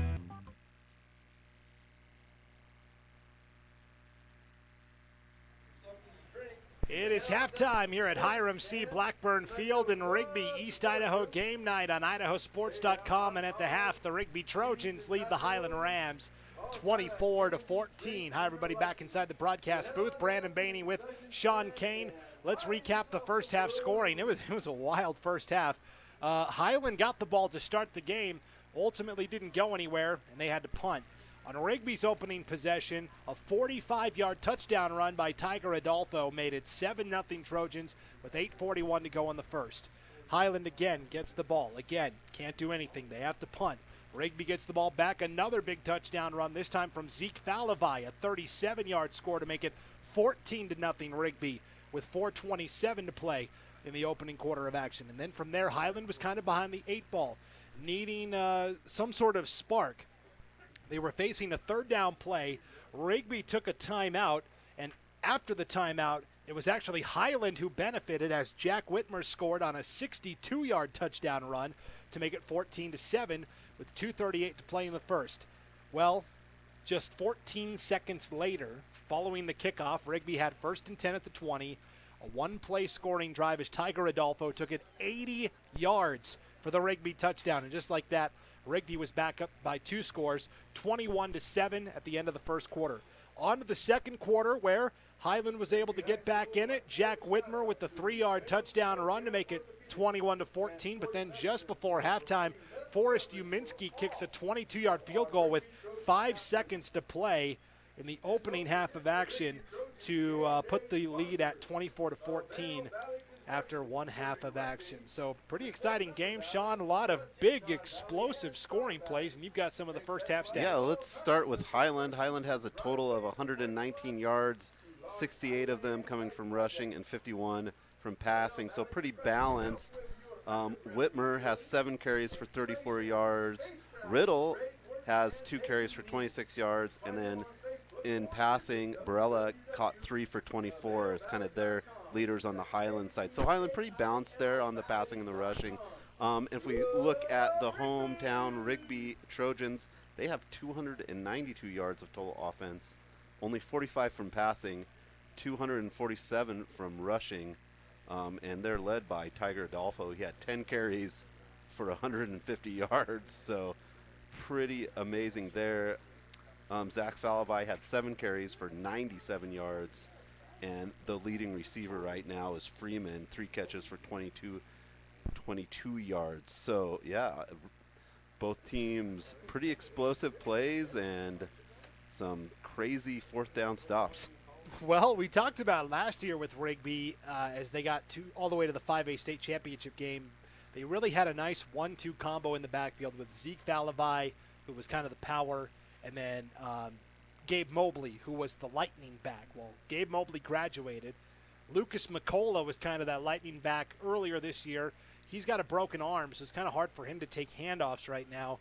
Maybe Tiger Adolfo is the second complimentary guy in the back. Maybe he's the lightning 10 guy. carries for 150 yards, not bad. And, yeah, we saw McCullough a few games back. He was very quick. But, yeah, Tiger Adolfo really running the ball well tonight. I don't remember him running it so much in any of the other games for sure, but he's been able to see the holes, and maybe both coaches just saw that. Maybe they saw that was something you could do against each defense, was have quarterback, designed runs. Well, there's been a lot of quarterback designed runs for Highland tonight, right? You talked about Jack Whitmer, the leading ground gainer with 31 yards. The guy that was like conspicuously absent from your halftime rundown was Eli Parrish. I think that's the guy. If Highland wants to get back in this game and start climbing back in, Eli Parrish has got to get going a little bit. Yeah, I mean, over the season, Parrish has over 300 yards. He was averaging 6.6 per carry, and he didn't have a carry. He did catch two. I think he caught one pass for 14 yards, but he hasn't had any running, and it would be interesting to see if Highland gets back to a kind of more of a running, kind of offense in the second half. And Parrish was kind of the lightning guy for Highland last year, and DeMuzio was definitely just, the dude for Highland last year. But yeah, it's kind of surprising not to see Parrish in the mix, and Highland also had a chance to, put a field goal in. But, it's still a close game and could come down to that special teams or, a field goal kick at the end for sure. Yeah, well, for Highland, priority number one is to get a stop on the opening possession of the third quarter. If Rigby scores and goes up by 17 points potentially, it's going to be very tough for Highland to climb back out of. So the Rams have their work cut out for them, but they have a team and a coaching staff that's more than capable of turning this around. So Rigby leading 24-14 at the half. We'll take a break and come back and then take a look at the Friday Night Flash. That's our online, interactive, real-time scoreboard. Intern Keller's busy putting in all the scores from around the state. We'll see what kind of scores he's been able to unearth and find. So we'll be back to take a look at the Friday Night Flash right after this break. It is halftime here on East Idaho Game Night on IdahoSports.com. Scott here from Teton Honda in Pocatello. Our dealership operates on a no-problem philosophy that's designed to put you in charge of your next vehicle purchase. Prefer to shop online? No problem. Evenings or weekends? No problem. Need a wide range of financing and leasing options? No problem. So whether it's one of our beautiful new Hondas or just a vehicle that's new to you, at Teton Honda, we'll help you find the perfect vehicle for your needs. Experience car buying like never before at Pocatello's only no-problem dealership. Don't you just love it when you realize that you've got the very best? Like being here in Idaho, it's the best. Just like John Adams GMC, recently awarded Business of the Year here in Rexburg. That's because we want the best just like you do. The best service, best selection, best prices, and of course, the best warranty with our famous John Adams Warranty Forever. Come and enjoy the best at John Adams GMC in Rexburg, where we're founded on values and committed to excellence. Lead the charge into a brighter future with the all-new 2022 Volkswagen ID4. With an EPA estimated range of 250 miles, the ID4 knows how to go the distance. It's an electric SUV that's as fun to drive as it is stylish and functional. You don't have to sacrifice good looks for great performance. So stop by our dealership today and jumpstart your year with the Volkswagen ID4. Teton Volkswagen, where it's always no problem to buy and service your vehicle.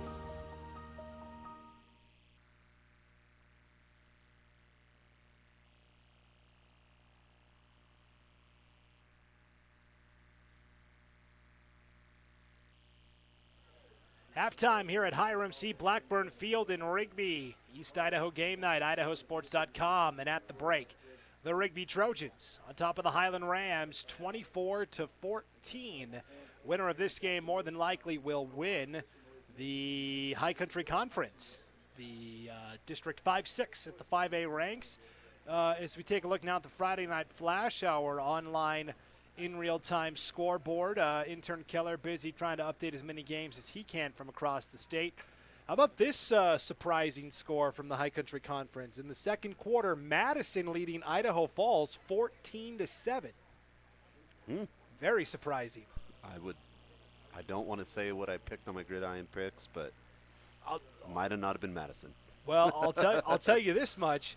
Fans in Post Falls and in Boise, those teams that are on the bubble, they don't want Madison to win, because if Madison beats Idaho Falls tonight, Idaho Falls has to play Highland next week. There's a good chance that Madison then gets that third-place finish and that third automatic spot from District 5 and 6, and then more than likely Idaho Falls is taking the one at large bid.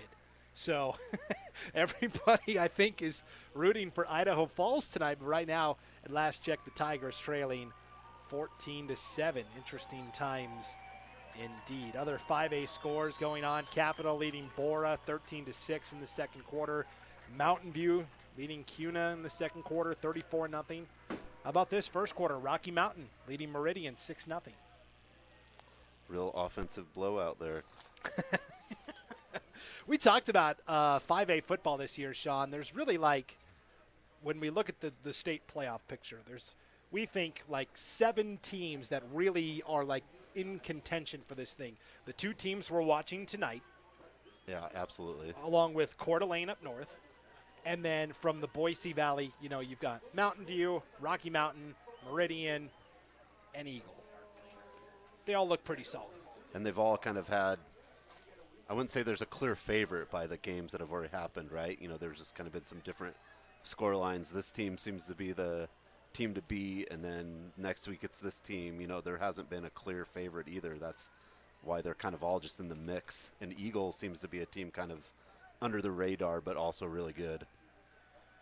Yeah, that's for sure. The winner of this game here, when we talk about winning the conference, of course that's nice, but what comes along with that is a first round bye in the playoffs, a home game for the quarterfinal round as well. So, there's a lot on the line here tonight, Sean, between these 2 teams. Yeah, and and if you win here tonight, the team that wins here tonight, you got to expect that they're going to probably have a better, kind of bracket in the sense of the bracket being on the top part. The team that loses tonight probably is making a trip to the Boise area for a game, I would imagine.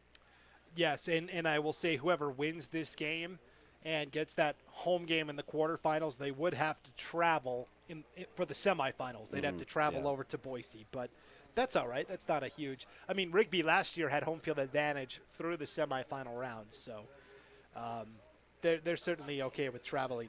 So, yeah, it's kind of interesting as we get down to the final 2 weeks of the regular season here. As the playoff picture starts to materialize a little bit more. I wrote this really long, rambling post on IdahoSports.com today. Dr. Brandon Bainey's brackology. Yeah, Bainey bracketology. So it's a lot to read and digest. But after tonight, the playoff picture will become a lot more clear, and I'll be able to. Yeah, because the East Idaho 5A kind of plays a huge role in all the other at-large bids, right? Yeah, so what happens, and I don't think many people probably saw maybe that Madison, Idaho Falls. I didn't even think about that until you brought that up. So that affects I think the North probably the most was that at large. Yeah, it affects so many different things. So it's going to be really interesting to see as that all unfolds as we get ready to start the third quarter of action. Tonight's game brought to you in part by Kulak CrossFit in Pocatello, Southeast Idaho's largest and most diverse strength and conditioning training facility. CrossFit is safe and effective functional fitness training that will help you reach your goals, whether that be weight loss, strength gains, or increasing speed and agility.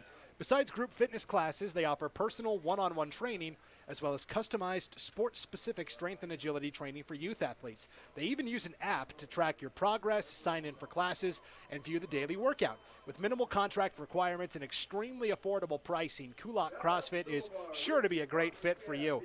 Find out more at kulakcrossfit.com or call 208-251-2905. Owners Troy and Jamie Bell are huge supporters of the Highland Rams and all the student athletes in Pocatello. So we talked about it. Rigby gets the ball to start this third quarter of action. This will be an extremely important defensive series for Highland to try and just kind of get a stop, really. They had that fourth down stop, but then lost it themselves. Highland just really hasn't been able to stop the offense. Here is the kick by Hershey, a short one this time, fielded around the 20-yard line, and Rigby will start around the 25, where it'll be 1st and 10.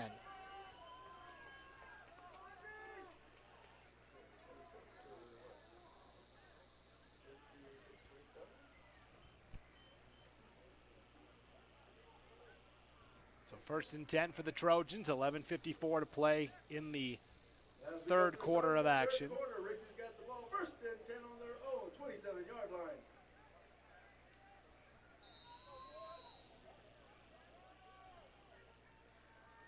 Tiger Adolfo 150 yards on the ground in that opening half of action. We'll see what he can do for an encore here in half number 2.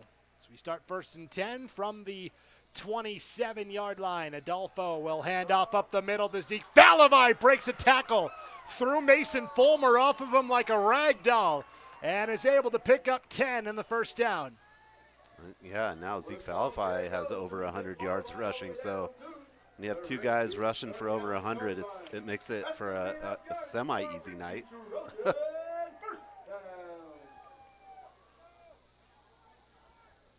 12-yard run for Falavai. 1st and 10 for the Trojans from their own 39. Play action. Adolfo setting up, going for the long ball. Has a man, overshot him.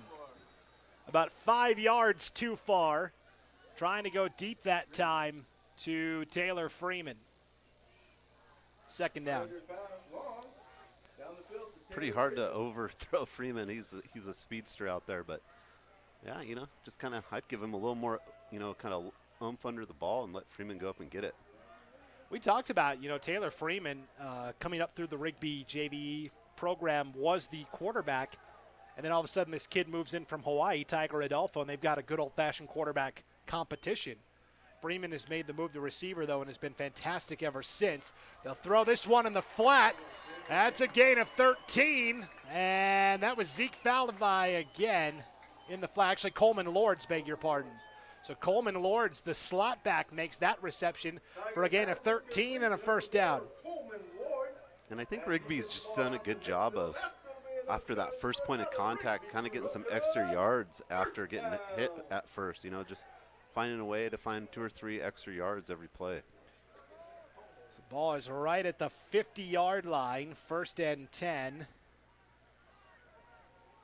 for the Trojans with 10:45 to play here in the third. Adolfo will take the snap. Will keep it.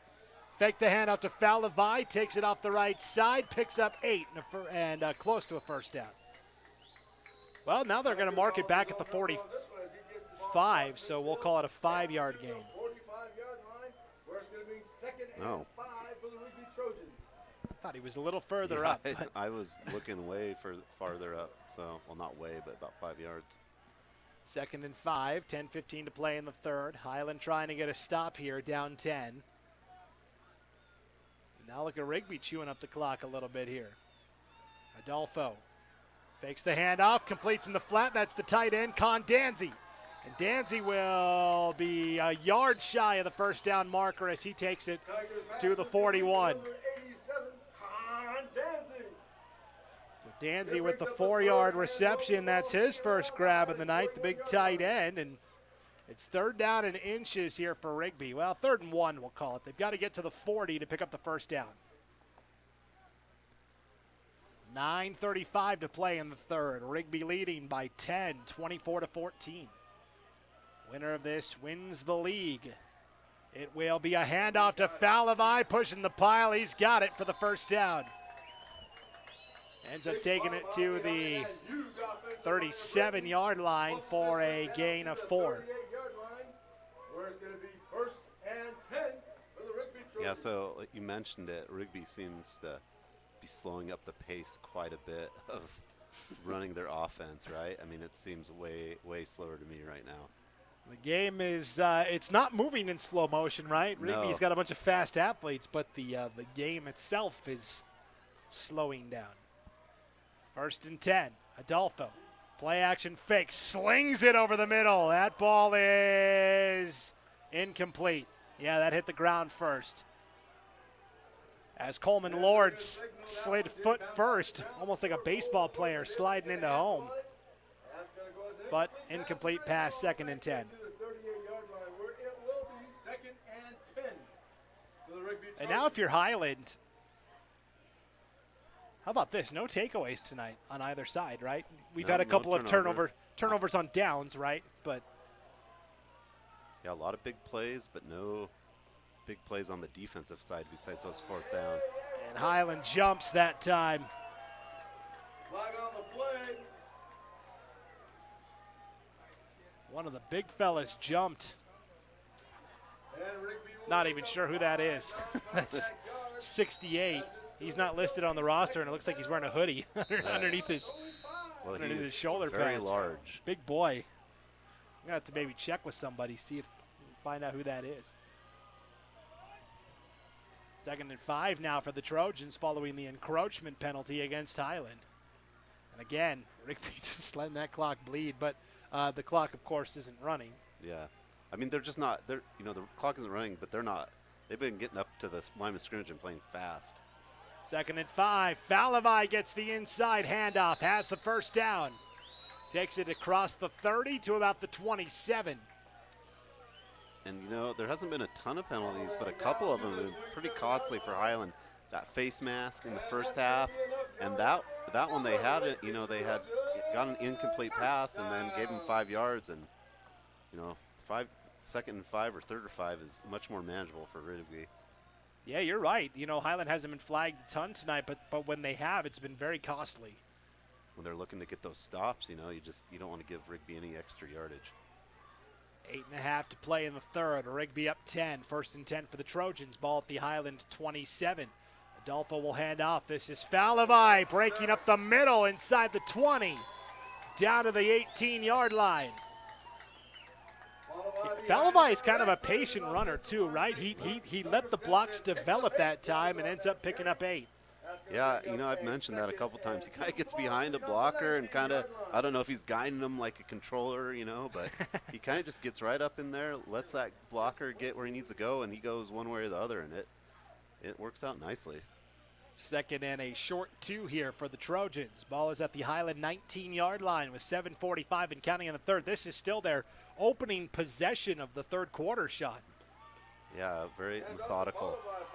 Falavai riding a couple of guys inside the 10 and down around the 8. And this is where Rigby's physicality can just totally deplete you as a defensive unit. Yeah, Rigby's got a big offensive line, and they're just really not allowing Highland to put any pressure in the backfield. 12-yard run for Falavai. 1st and goal from the 7 now for the Trojans. Adolfo will hand off to Falavai, trying to dance his way outside. He dances his way into the end zone. Touchdown for the Trojans. Zeke Falavai for the 2nd time tonight. This one from 7 yards out. And it is 30-14 Rigby.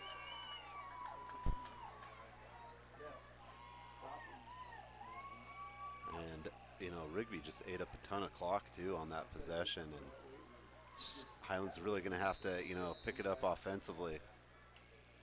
Uminski on for the point after try, PAT for short, and the timing a little off that time. Uminski had to stop on a dime and then is still able to punch it through. It kind of felt like they blew the whistle before he kicked it. Or is that just me? Yeah, it just kind of seemed a little disjointed, but either way, 31-14. Rigby firmly in control of this one. Tonight's game brought to you in part by Madison Ortho. Life has a way of throwing us curveballs from time to time. Curveballs like carpal tunnel or tendinitis or trigger finger. Curveballs like knee or hip problems. At Madison Orthopedics, right in Rexburg, they specialize in taking care of issues exactly like these. And they do it in the least intrusive, most effective way possible. It's amazing to see. Give Madison Orthopedics a call at 208-359-6781 to see what they can do for you.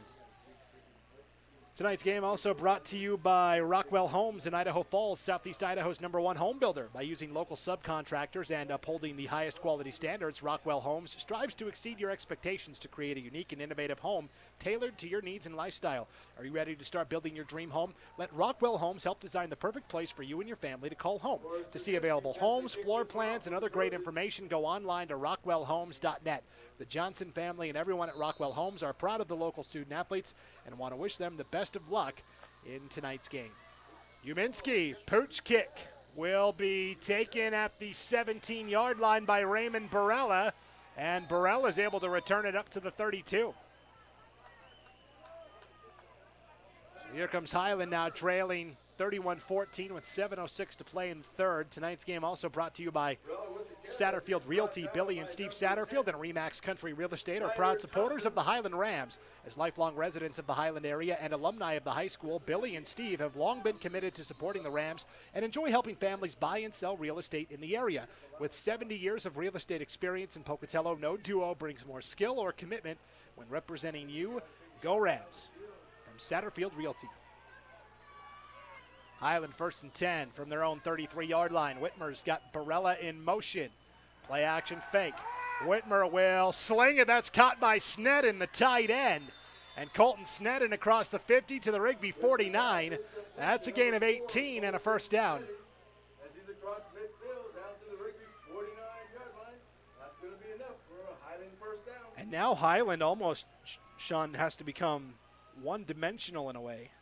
Yeah, they've got to be super aggressive, I think, and kind of go for those passes. And we talked kind of about at halftime they were going to need to run the ball, but I think at this point they're going to have to look at the passing game.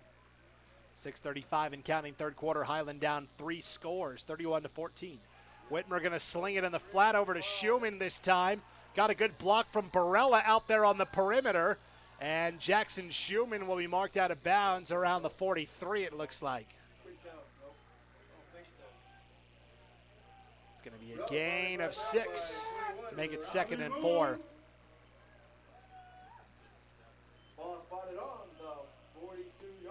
And Highland, is for as long as I can remember, loves to run those kind of short screen passes to both sides. Yeah, the screen game is always a big part of the Highland playbook, no doubt about it. 2nd and 3 for the Rams, 6:25 to play in the third. Whitmer again going to sling it short. That's Raymond Barella making the grab and picking up the first down. In about 5 that time to Barella. And Highland, they're not taking much time. They're trying to neutralize that pass rush from Rigby with short, quick throws. Yeah, I think it's a smart idea. They've got some fast guys, and Schumann and Barella just get the ball in their hands, a little space, and see what they can create. 6 minutes to play in the third. Highland trailing 31-14. 1st and 10 for the Rams. Ball at the 38-yard line of Rigby. Whitmer play action and ends up throwing it incomplete. Nobody home there. Sneddon was the closest guy, but he was about 7 yards away. Yeah, Whitmer had some time to throw there. Just no one open really downfield. Yeah, that was tough sledding. So 2nd and 10 now for the Rams.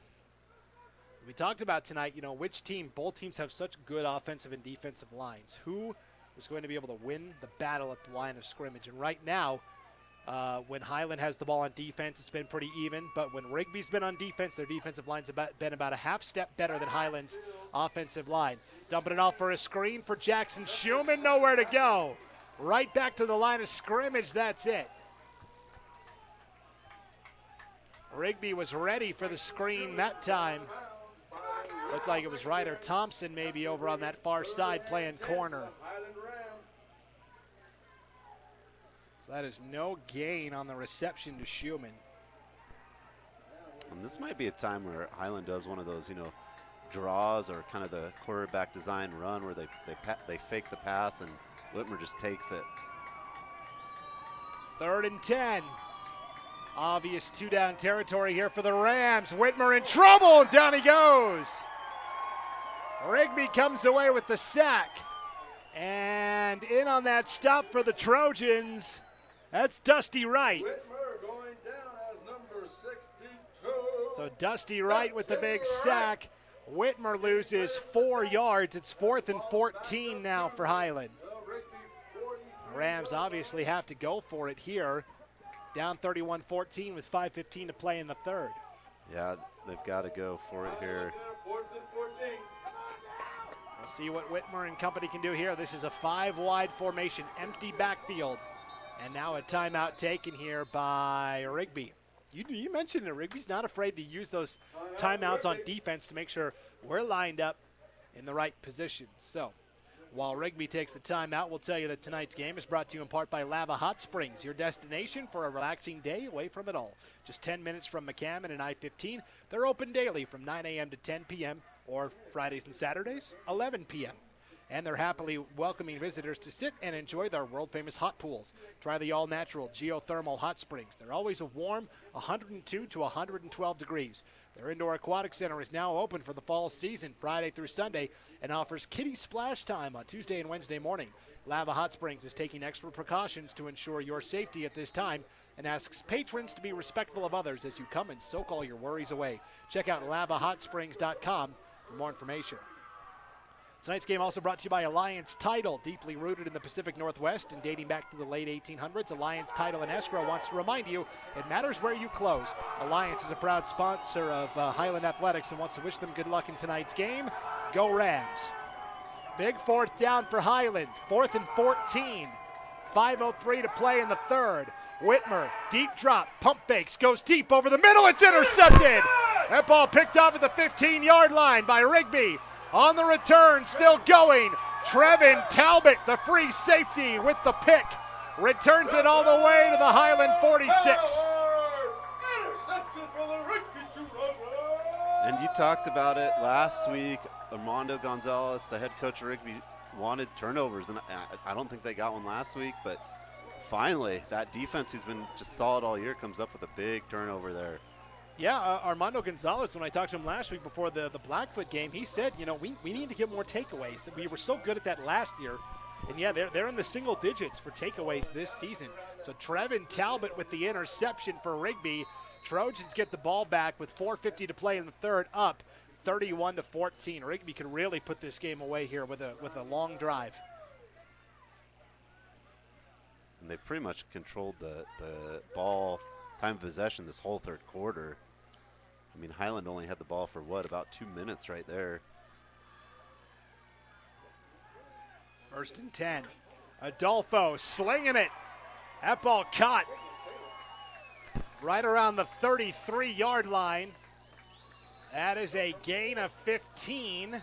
Kind of interesting. You kind of think they might just run the ball, right? And yeah. Maybe just some good play call and catch Highland off on their back feet there. So Coleman Lords on that reception makes it 1st and 10 for Rigby, ball at the 32. Adolfo slinging it again in the flat. And that screen goes for a gain of about 4. And I think that was Lords again. Taylor Freeman, actually, beg your pardon. So Freeman makes the reception for a gain of 4. Third catch of the night for Taylor Freeman, battling that ankle injury, and now Coleman Lords was in his receiver stance and fell forward a little bit, and that's going to be a false start against Rigby. It's tough when you're out there at wide receiver because you're kind of exposed, right? Nowhere to hide when you... No, and also when they had, 3 lined up on that side too, so kind of everyone's looking right there. Yes, yeah. Definitely. 4:03 to play here in the third, and Rigby up 31-14. 2nd and 11 for the Trojans now from their own 33-yard line, or from the Highland 33. And again, Adolfo taking plenty of time on the clock. We'll take the snap, fires it to Danzy, the tight end, and Danzy lowering the shoulder, lowering the boom, taking it inside the 25, down to the 23-yard line for Rigby, where it'll be 3rd and inches. Now they're hurrying up a little bit, Rigby is. Yeah, on 3rd and 1, they want to try and get this first down, and Tiger Adolfo does so. Adolfo only needed a yard, ends up getting about 5. Well, we'll call it 4, and a first down.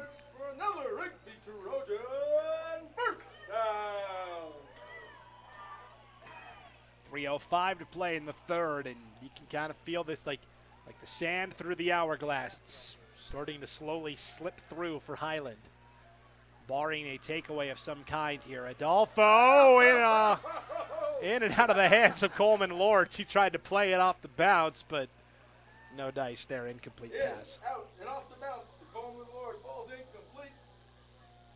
That's going to bring up a 2nd and 10 for the Rigby Trojans. Ball spotted on the 17-yard line. Rigby, of course, has a great basketball program, right? Justin Jones. Oh, yeah. Great coach. Maybe Lords with that ball handling ability. Might be a good point guard. Get him out there. Yeah. 2nd and 10. Handoff up the middle. Zeke Falavai now bouncing it outside. Falavai lowering the shoulder and taking it in for a Rigby touchdown. Wow, what a run.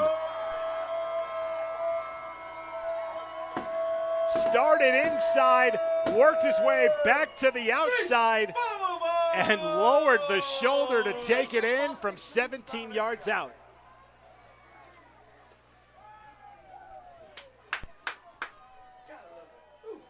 Yeah, Zeke Falavai, he kind of looks like, he's kind of just walking, and then he dukes one way, and it's just, it happens so quick.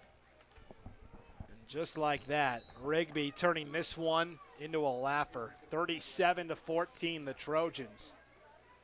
As Falavai gets his 3rd touchdown of the night. This one from 17 yards out. Penalty against Rigby here on the point after try. They had too many guys in the huddle. So Uminski will, this is good practice for Uminski though, right? Yeah, later in the postseason in a close game, I think anytime you get some live game action on the kicking side is good. Yeah, I mean, this would be a 24-yard kick or thereabouts. And Uminski knocks it to the left. So not there that time for Uminski. And the score remains 37-14.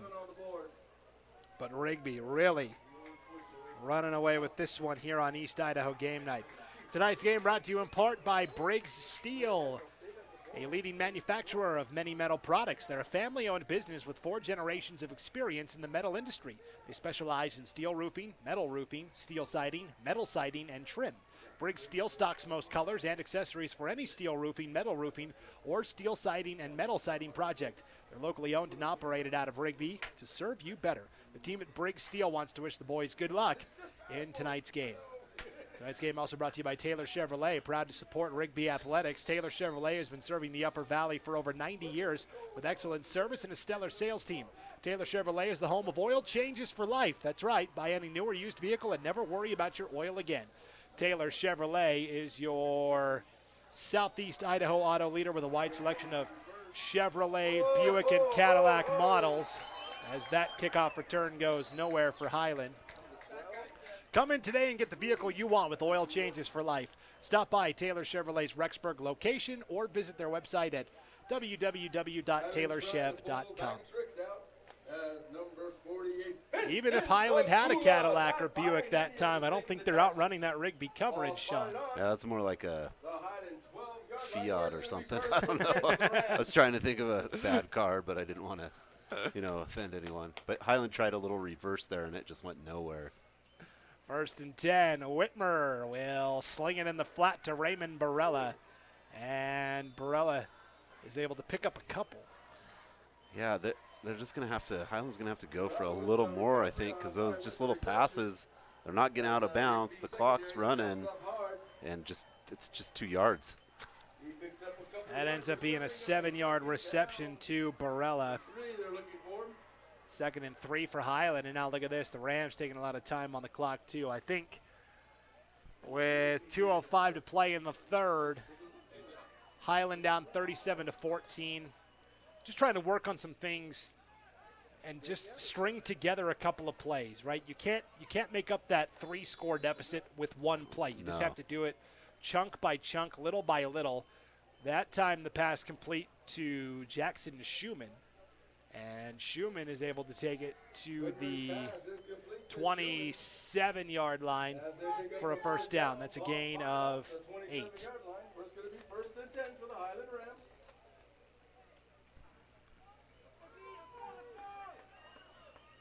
1:35 to play in the 3rd. 37-14. Rigby leading here on East Idaho Game Night. IdahoSports.com. Thanks for being with us. Brandon Bainey and Sean Kane with you.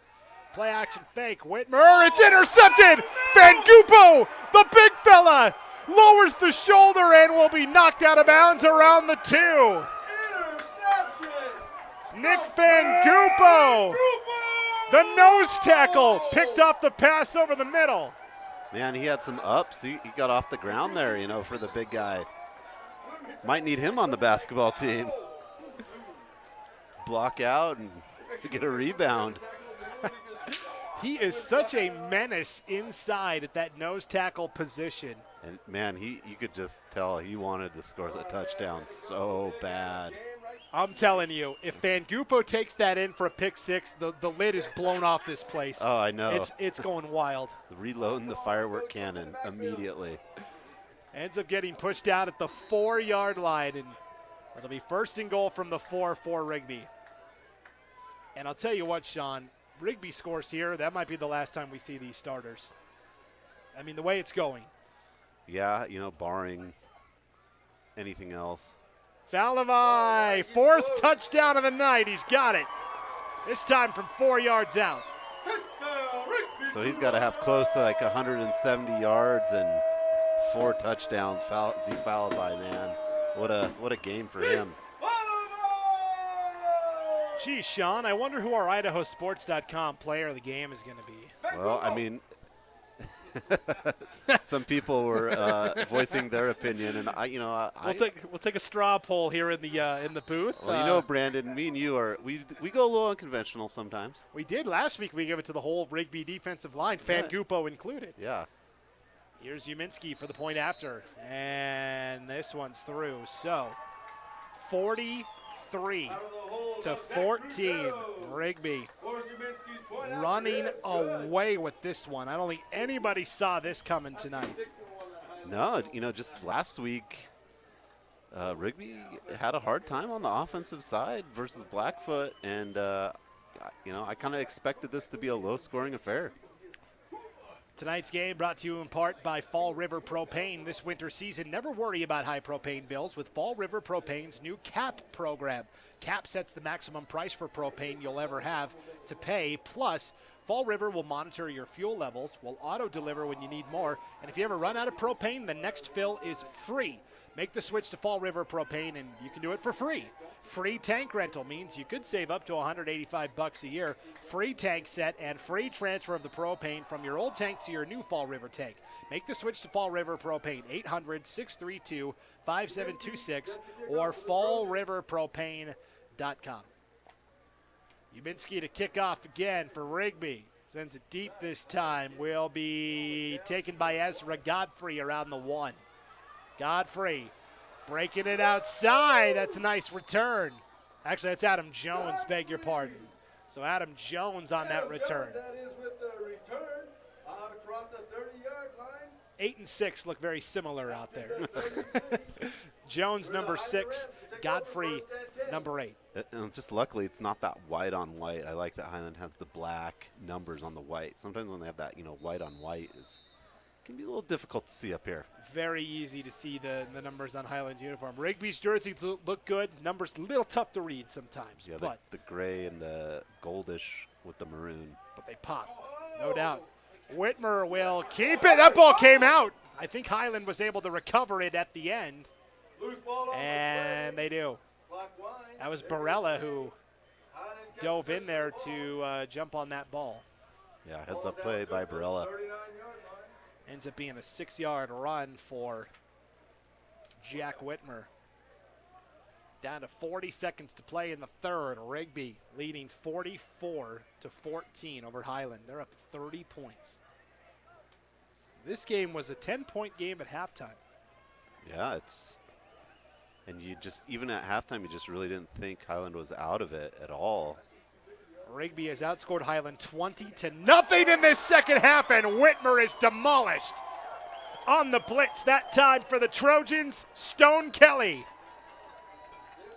And Stone Kelly's a senior. He was honored here at senior night. Number 40, Stone Kelly, and number 62. And that's how the third quarter will end. Make a sack on the quarterback. A big sack from Stone Kelly. Ball sitting right on the 30-yard line. And so, Stone Kelly, stone cold, and we'll go to the fourth quarter with Rigby on top, 44-14 over the Highland Rams. We'll be back with more of this Idaho game night after this break on IdahoSports.com. Lead the charge into a brighter future with the all-new 2022 Volkswagen ID4. With an EPA estimated range of 250 miles, the ID4 knows how to go the distance. It's an electric SUV that's as fun to drive as it is stylish and functional.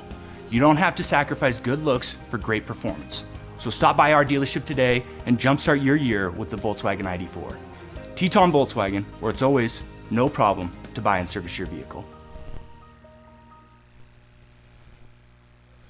Back in Rigby, fourth quarter, first play. Whitmer in trouble, dancing his way out of danger. That ball intercepted.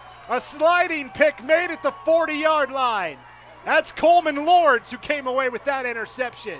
Coleman Lords, interception for the Rigby Two-Runners. And, you know, I think coming into the game, Whitmer only had one interception all year, so obviously the situation lends to itself, but just good job by the Trojans defense. Getting those turnovers where they just, you know, had talked about had really not had a ton of turnovers. They were in the single digits, and now they're in a double-digit turnover game right now. Third interception of the night for the Trojans. One from Trevin Talbot, one from Nick Van Gupo, and the latest from Coleman Lords. Coach Gonzalez talked about it. We need to start getting more takeaways. 3 interceptions, not a bad way to go. Yeah, and you gotta love it when your defensive lineman jumps up and gets one. It's now 1st and 10 for the Rigby Trojans. Lucas McCullough in for the first time tonight. The backup running back, we told you he broke his arm and he's been healing it up in that cast. So when he takes the handoff, he has to take it with one hand and kind of rock it like you're rocking the football in the cradle. But it's pretty effective. That's his first carry of the night, and he ends up picking up 5 yards. Yeah, and if we think back to the first of the season against Post Falls, I think he had like 3 touches for 3 touchdowns or something. He had a amazing stat line against Post Falls. He did. He was our IdahoSports.com player of the game that night when they defeated Post Falls. So McCullough getting some work here with that cast on his right arm. It's 2nd down and 5 for Rigby. 11-10 to play here in the fourth quarter as Rigby trying to work in some of their backups. That's Drew Roberts coming up to make the stop for Highland that time as McCullough ends up losing a yard. As he stops short. Gonna bring up a 3rd and Down to 10:50 to go here. Rigby up 30, just trying to run as much clock as they can here. Yeah, and you know, they came out the second half kind of with that kind of patient attitude, and it really kind of paid off for them. They were able to control the third quarter and get the points on the board early. 3rd and 6 now for Rigby. Ball is at the Highland 36. And again, Rigby got the ball on the first play of the fourth quarter thanks to a sliding interception by Coleman Lords. Play action fake. They'll sling it to Archibald, the tight end. And Archibald will take it across the 35, down around the 33-yard line. It'll be 4th down here for Rigby. So Rigby, as we talked about, starting to mix in some of those backup players. Cody Neep is now in on the offensive line. Coulter Thomas is a senior. He's in on the offensive line. This is nice that Coach Gonzalez is able to get those seniors that don't start necessarily. I mean, 30 seniors were honored tonight here at Rigby. It was a big list of them. Just by numbers, there's only 22 positions, right, to start. And so it's nice to see Rigby able to get some of those seniors into the ball game. I mean, we're seeing players now like Brady Packer, a junior wide receiver, is in. Sam Coons is out there. McCullough, also in on the O-line, is Feki Puha. He's a freshman.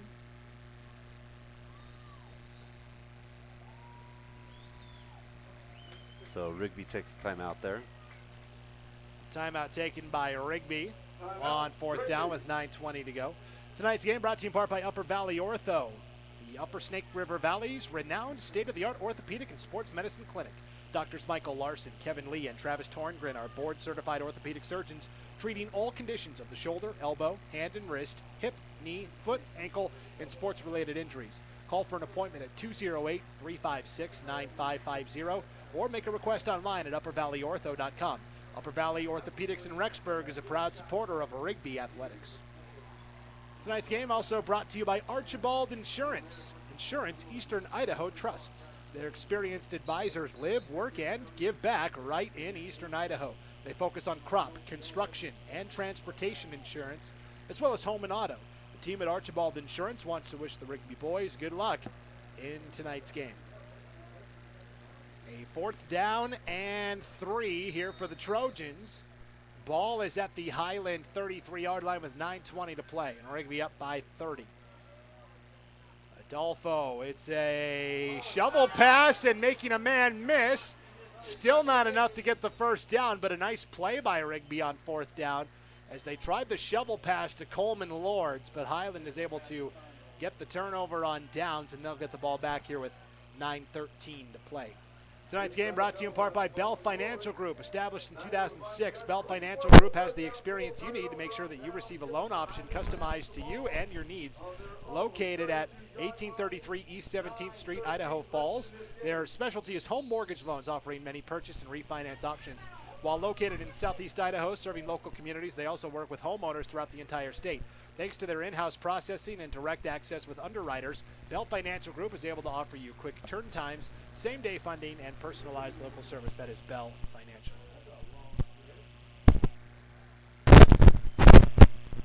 So here we go. It is 1st and 10. A handoff for Highland to start.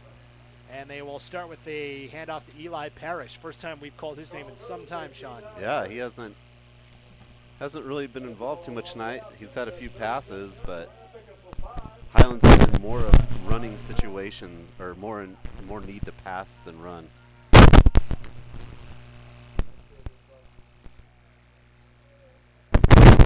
So it'll be 2nd and 5 now for the Highland Rams.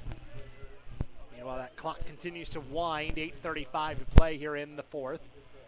Whitmer handoff. This is the sophomore, Jackson Riddle. And Riddle will take it for a gain of 4. It's 3rd and 1 now for the Rams. 8:20 to play here. So Rigby on their way to an 8-0 record. The regular season district title, District 5 and 6. They still have to play Madison next week. So yeah, Madison, and then Highland has Idaho Falls. But even if they lost to Madison, which doesn't seem likely, but even if they did, Madison has more than one loss in conference. So yeah, the de facto champions at this point. 3rd and 1. High snap. Whitmer trying to get the first down. He's got it. Whitmer still going. Whitmer, one man to beat, lowering the shoulder, will take it to the 25. So Jack Whitmer says, get out of my way. Ends up taking it for a gain of 34 and a first down. Yeah, Whitmer is just, he's a good runner for a running back. He just really lowers that shoulder, and he just goes for it. He is a good natural runner for sure. And he looks like sometimes quarterbacks, when they run the ball, they look like quarterbacks. And he looks like a running back when he takes it downfield. He's not stiff like some quarterbacks are. First down, they will sling it in the flat. This is Raymond Barella taking it up that far sideline, and Barella pushed out of bounds inside the 15. It'll be 1st and 10 for Highland. Ball is at the 13-yard line with 7:11 to play. And they're down to the 13-yard line. 1st and 10 for the Highland Rams. Looks like Rigby's backup quarterback, Luke Flowers, the sophomore, warming up on the sidelines. Might get some reps here on senior night. The feature of the program. Always exciting to see. High snap. Meanwhile, Whitmer is the present for the Rams, and he is presently throwing a touchdown to Raymond Barella. Whitmer was absolutely clobbered as he released that ball, but he hung tough and ends up throwing a 13-yard touchdown to Raymond Barella. Yeah, Whitmer was able to just kind of find that little hole. There was 3 Rigby players around Barella and just kind of floated it right in there. So for the first time since the 7:34 mark of the second quarter, Highland has scored. It's kind of unreal, right? It's just, you say it and it's hard to believe.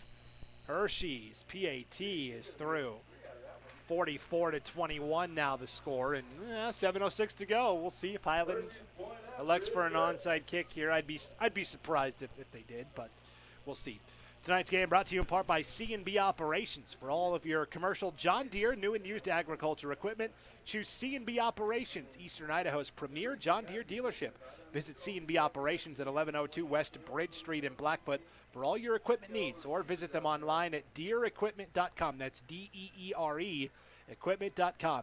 C&B Operations in Blackfoot, a proud supporter of local high school athletics.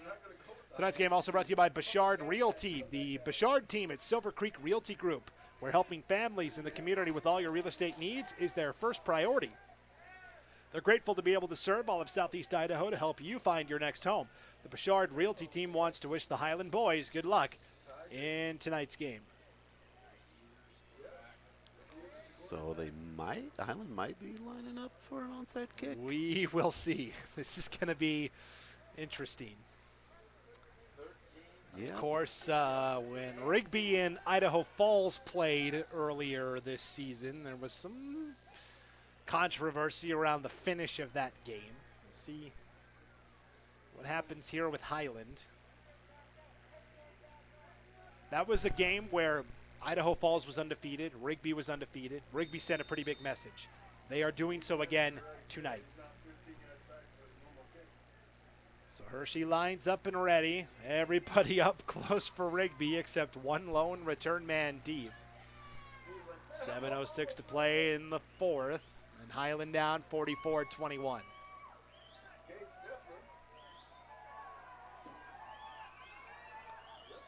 Hershey ready. And we'll end up pooching it to the 15 and will be picked up at the 12-yard line. And returned out to the 21. That was a lot of anticipation for that kick. I felt like, you know what I mean? It was, everyone's just kind of quiet. And I feel like it's like when you're at the amusement park and you've got the long climb up on the roller coaster, but instead of dropping down, you just end up going like just a little. couple inches, and then like around the corner, right? Yeah, very anticlimactic there.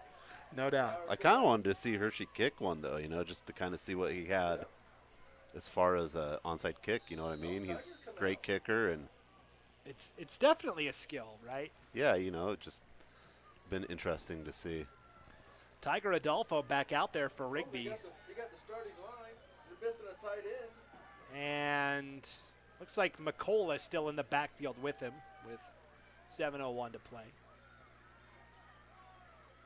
McCullough will take the handoff, and you saw it right there as that play is snuffed out as Drew Roberts makes the tackle for Highland. McCullough with the carry, not able to find the edge. And you saw it there where McCullough, because he can only hold the ball in one arm, he stopped for a moment, and that muscle memory, he wanted to switch it to his outside arm, but he can't because there's a giant club on it. And that brief moment of hesitation is kind of what blew that play up for Rigby that time. But this is why it's important to get him those reps, because to try that out, right? He's a key piece that Rigby's going to want to use in the playoffs, and so you've got to get him comfortable with running with one arm, basically. So loss of 5. It's 2nd and 15 now for Rigby with 6:10 to play. Adolfo again will hand off up the middle.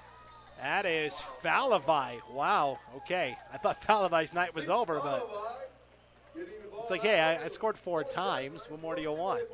Well, how about a gain of almost 10 yards, actually 11 to make it 3rd and 4. Yeah, he's got to be averaging almost 10 yards per carry at this point. 15 carries tonight for Zeke Falavai. Yeah, you mentioned it. Well over 100 yards, 4 touchdowns. We'll try and have the official yardage in the post-game show. It'll be a lot. Spoiler alert, it's going to be a lot. 3rd and 4 for Rigby, just letting the clock run. We're down to 5:25 to play in this one. Trojans leading 44-21. Lords, the man in motion. Adolfo handoff again to Falavai, and Falavai brought down by Cody Colvin. Falavai is able to squeeze out 2 yards on that carry, actually closer to 3 to make it 4th and 1. And they were sending out the punt unit, and then they didn't, it looked like. They're probably going to run the clock down and maybe take a timeout. We'll see. 4:50 to play. Rigby up 44-21. I mean, this is now twice this year where the game coming in, a lot of hype around it, right? The Idaho Falls game and now the Highland game. And both times, Rigby has shown that, hey, we are without a doubt the best team in Eastern Idaho, and we're tired of the Boise schools getting all the love. We're the best team in the state for 5A football. Yeah, I mean, you think back to week 1 or the 0 week where Highland almost beat Rocky Mountain, and, you know, Rocky Mountain's in the, you know, the talk in the top 5 teams in Idaho, so. Yeah, Rocky Mountain ranked 3rd in the polls. Mountain View is 2nd, and Rigby, of course, 1st. Tiger Adolfo pushing the pile there on 4th and 1 and picking up the first down. So Rigby definitely, though, has that chip on their shoulder, right, because of that. They feel like they don't get any respect because in Boise, the Southern Idaho Conference, right, it's all, oh, this is the best league. We've got our 5th-place team is just as good as your 1st-place team. That's what you hear a lot sometimes from over there. Yeah. And for Rigby, you know, that's what motivates them, and that's why they've been so good the last several years.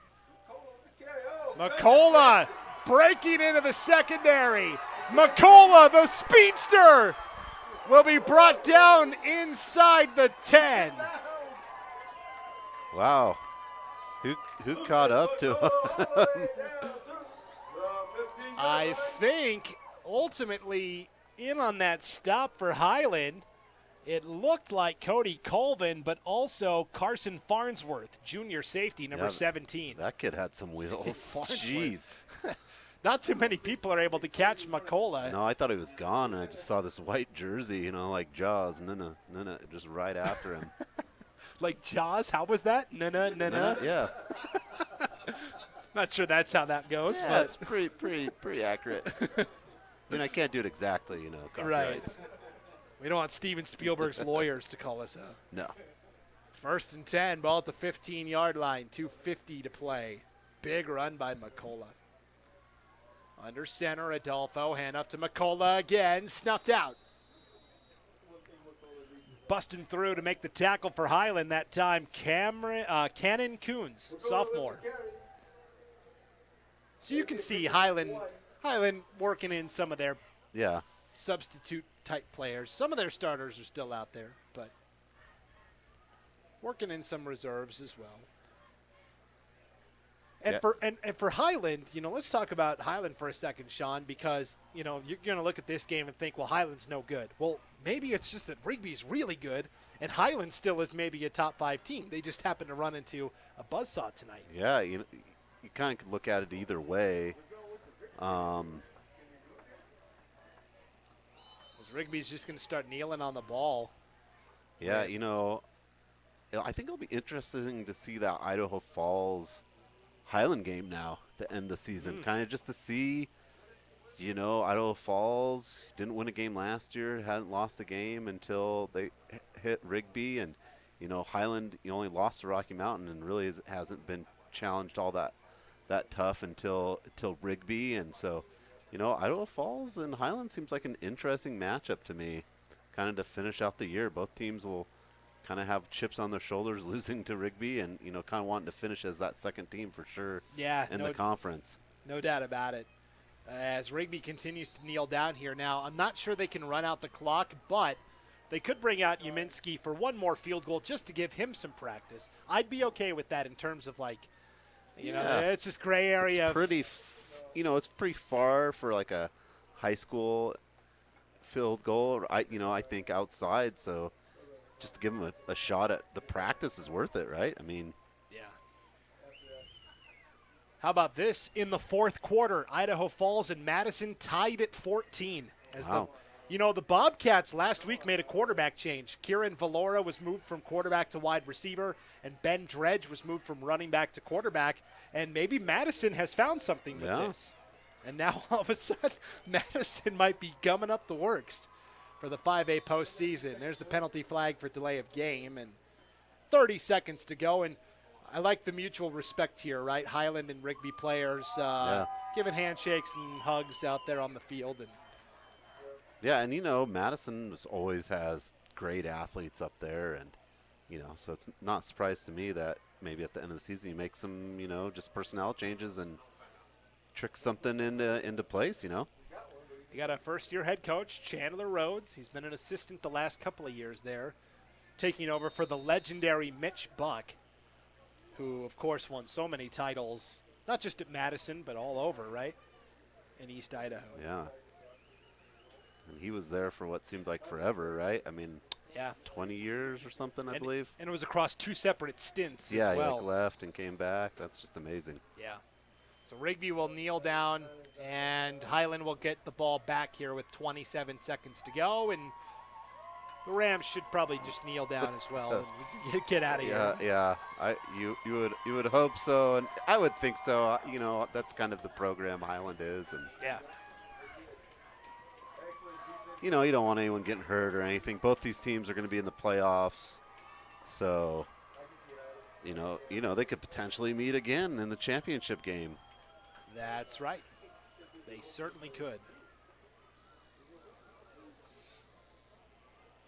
So Highland will come out for one final play as well. And they will just line up, and looks like they are going to run a play. Raymond Barella is in there at quarterback, Sean. This is interesting. Kind of like a wild. And Barella will hand off. And that should be the final play of the game. That was Riddle on the carry. Riddle on the carry. Barella at quarterback. Down to 10 seconds to go, and Rigby sending a message again with a dominant 44-21 victory over the Highland Rams. There's the fireworks, there's the celebration, and Rigby wins the High Country Conference for the 3rd year in a row. Wow. District 5 and 6 belongs to the Trojans.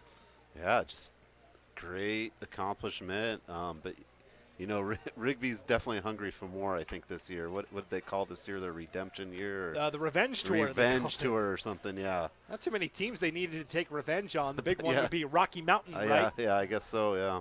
We'll see if they get that matchup they want. But for now, they just continue to beat the teams that are on the schedule.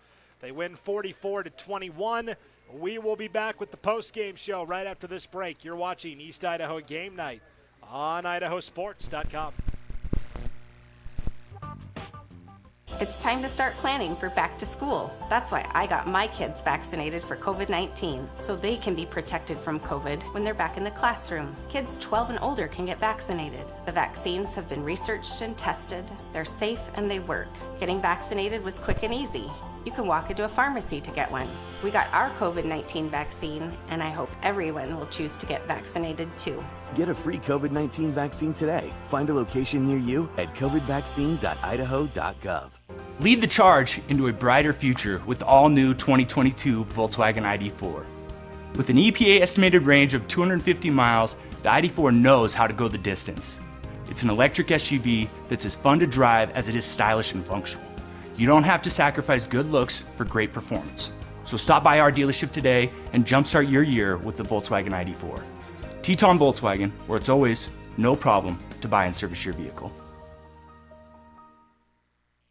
At Valleywide Cooperative, we're here when you need us. For 100 years, we have been here to help you with food, fuel, and good old-fashioned advice. And for us, serving is more than a job, it's a way of life, which is why we pour so much into the communities around us. We've employed hundreds of your neighbors. We take pride in that, and in giving back millions in sponsorships, grants, donations, and scholarships. It's our way of saying thanks. We're Valleywide, and yesterday, today, and tomorrow, we're here for you. Ads like this keep popping up, but I see through the hype because those vape clouds people claim are just water vapor contain as many as 31 different chemicals, like formaldehyde, the stuff they preserve dead bodies with. And while the flavors sound all harmless, we still have no idea what these ingredients could be doing to our bodies. but I already see vaping for exactly what it is. Get the real facts at BehindTheHaze.com. I decided to get vaccinated because I wanted to protect myself and my family and my customers from COVID-19. When I went to get my COVID-19 vaccine, it was an easy process, is readily available. Since I got vaccinated, I'm confident I'm protected against the COVID-19 virus. My life has returned to business as usual. We're Valley-wide Country Store. For 100 years, we've been your #1 choice for food, fuel, farm supplies, and just about everything else you could need to get you through your day. We know you work until the job is done, and so do we. For gas on the go, or a little extra to help you get down the road, you can count on us. We are proud to employ your neighbors and to be a cornerstone of your community. We're Valley-wide. Yesterday, today, and tomorrow. We're here for you. Scott here from Teton Honda in Pocatello. Our dealership operates on a no-problem philosophy that's designed to put you in charge of your next vehicle purchase. Prefer to shop online? No problem. Evenings or weekends? No problem. Need a wide range of financing and leasing options? No problem. So whether it's one of our beautiful new Hondas or just a vehicle that's new to you, at Teton Honda, we'll help you find the perfect vehicle for your needs. Experience car buying like never before at Pocatello's only no-problem dealership.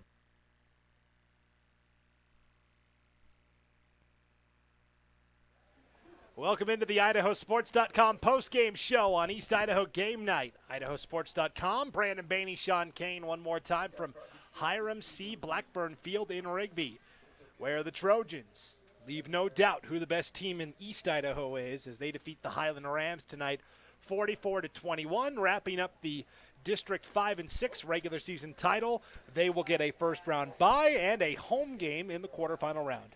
Yeah, just an overall amazing performance by Rigby. I'd say both sides of the ball coming up with 3 interceptions on defense and just an absolute display of rushing offense from the Trojans tonight. Just crazy on the ground. Yeah, as a team, Rigby finishes with 392 rushing yards. The duo of Tiger Adolfo and Zeke Falabai responsible for 342 of those 392 yards. And so when we were discussing our IdahoSports.com player of the game, we thought, well, Tiger Adolfo, 13 carries, 162 yards, 2 touchdowns. That is an average of 12.5 yards per carry, but he was just slightly overshadowed by his backfield mate. Yeah, so for our player of the game, Idaho Sports player of the game, we're going with Zeke Falabai. He had 17 carries, 180 yards. And he just did a little more than Tiger, 4 touchdowns tonight. Hey, Tiger, 162. Yeah, I got 180. Yeah. 2 touchdowns, that's nice. I got 4. But so as a duo, 342 yards, 6 touchdowns on the ground.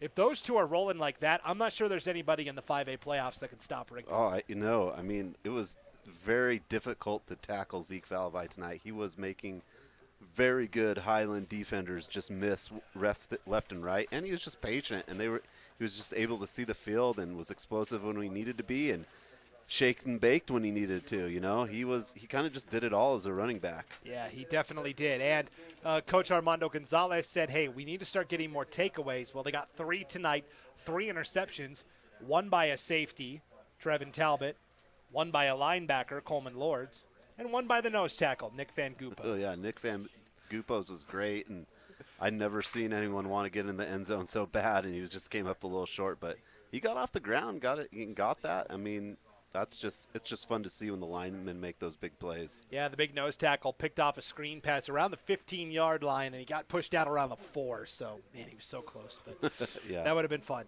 Okay, real quick for Highland, fans are going to look at this and go, oh, yeah, Highland, they're not as good as we thought. I really do think Highland is a good team. It's just that Rigby is really, really – like Rigby makes a lot of teams look bad, but Highland could turn around and also make a lot of teams look bad.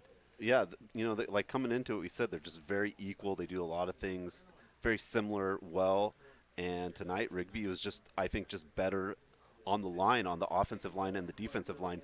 I mean, shout out to the Rigby offensive line because them holding Highland was really how both guys got going in the run game. Is they gave him holes, they gave him time to see the field. So, yeah, Rigby's offensive line is for real this year. Yeah, no doubt. Their line play is so good. It's the foundation of everything that they do. So For Highland, it was a 10-point game at halftime. Rigby led 24-14. Trojans outscore the Rams in the second half 20-7. And so for Highland, it's back to the drawing board.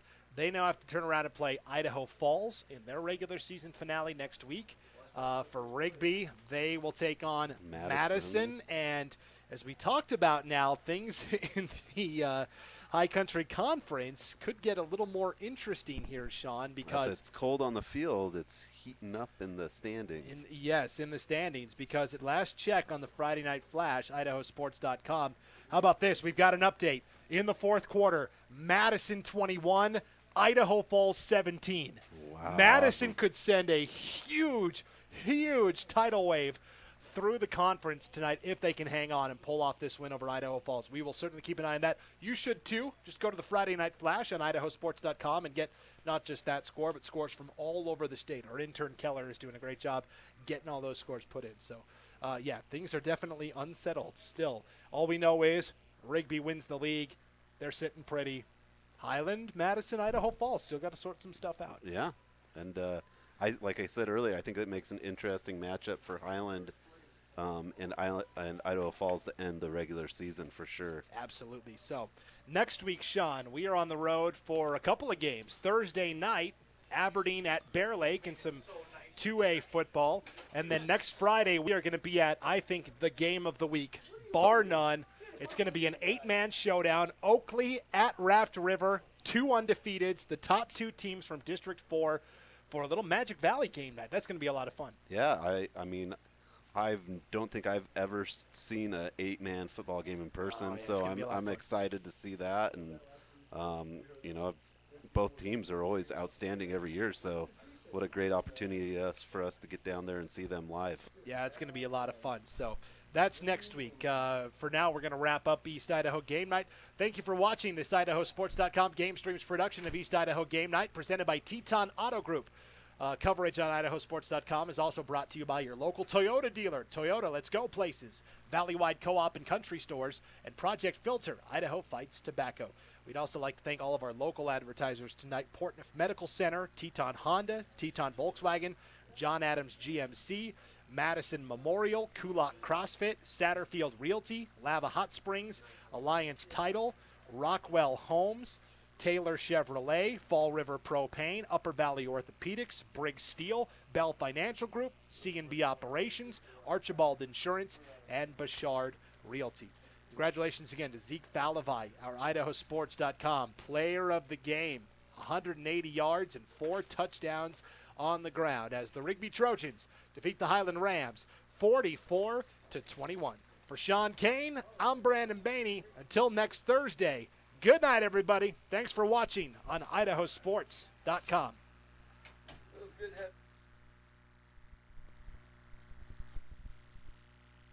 This has been a presentation of IdahoSports.com Game Streams. This broadcast is copyrighted to IdahoSports.com.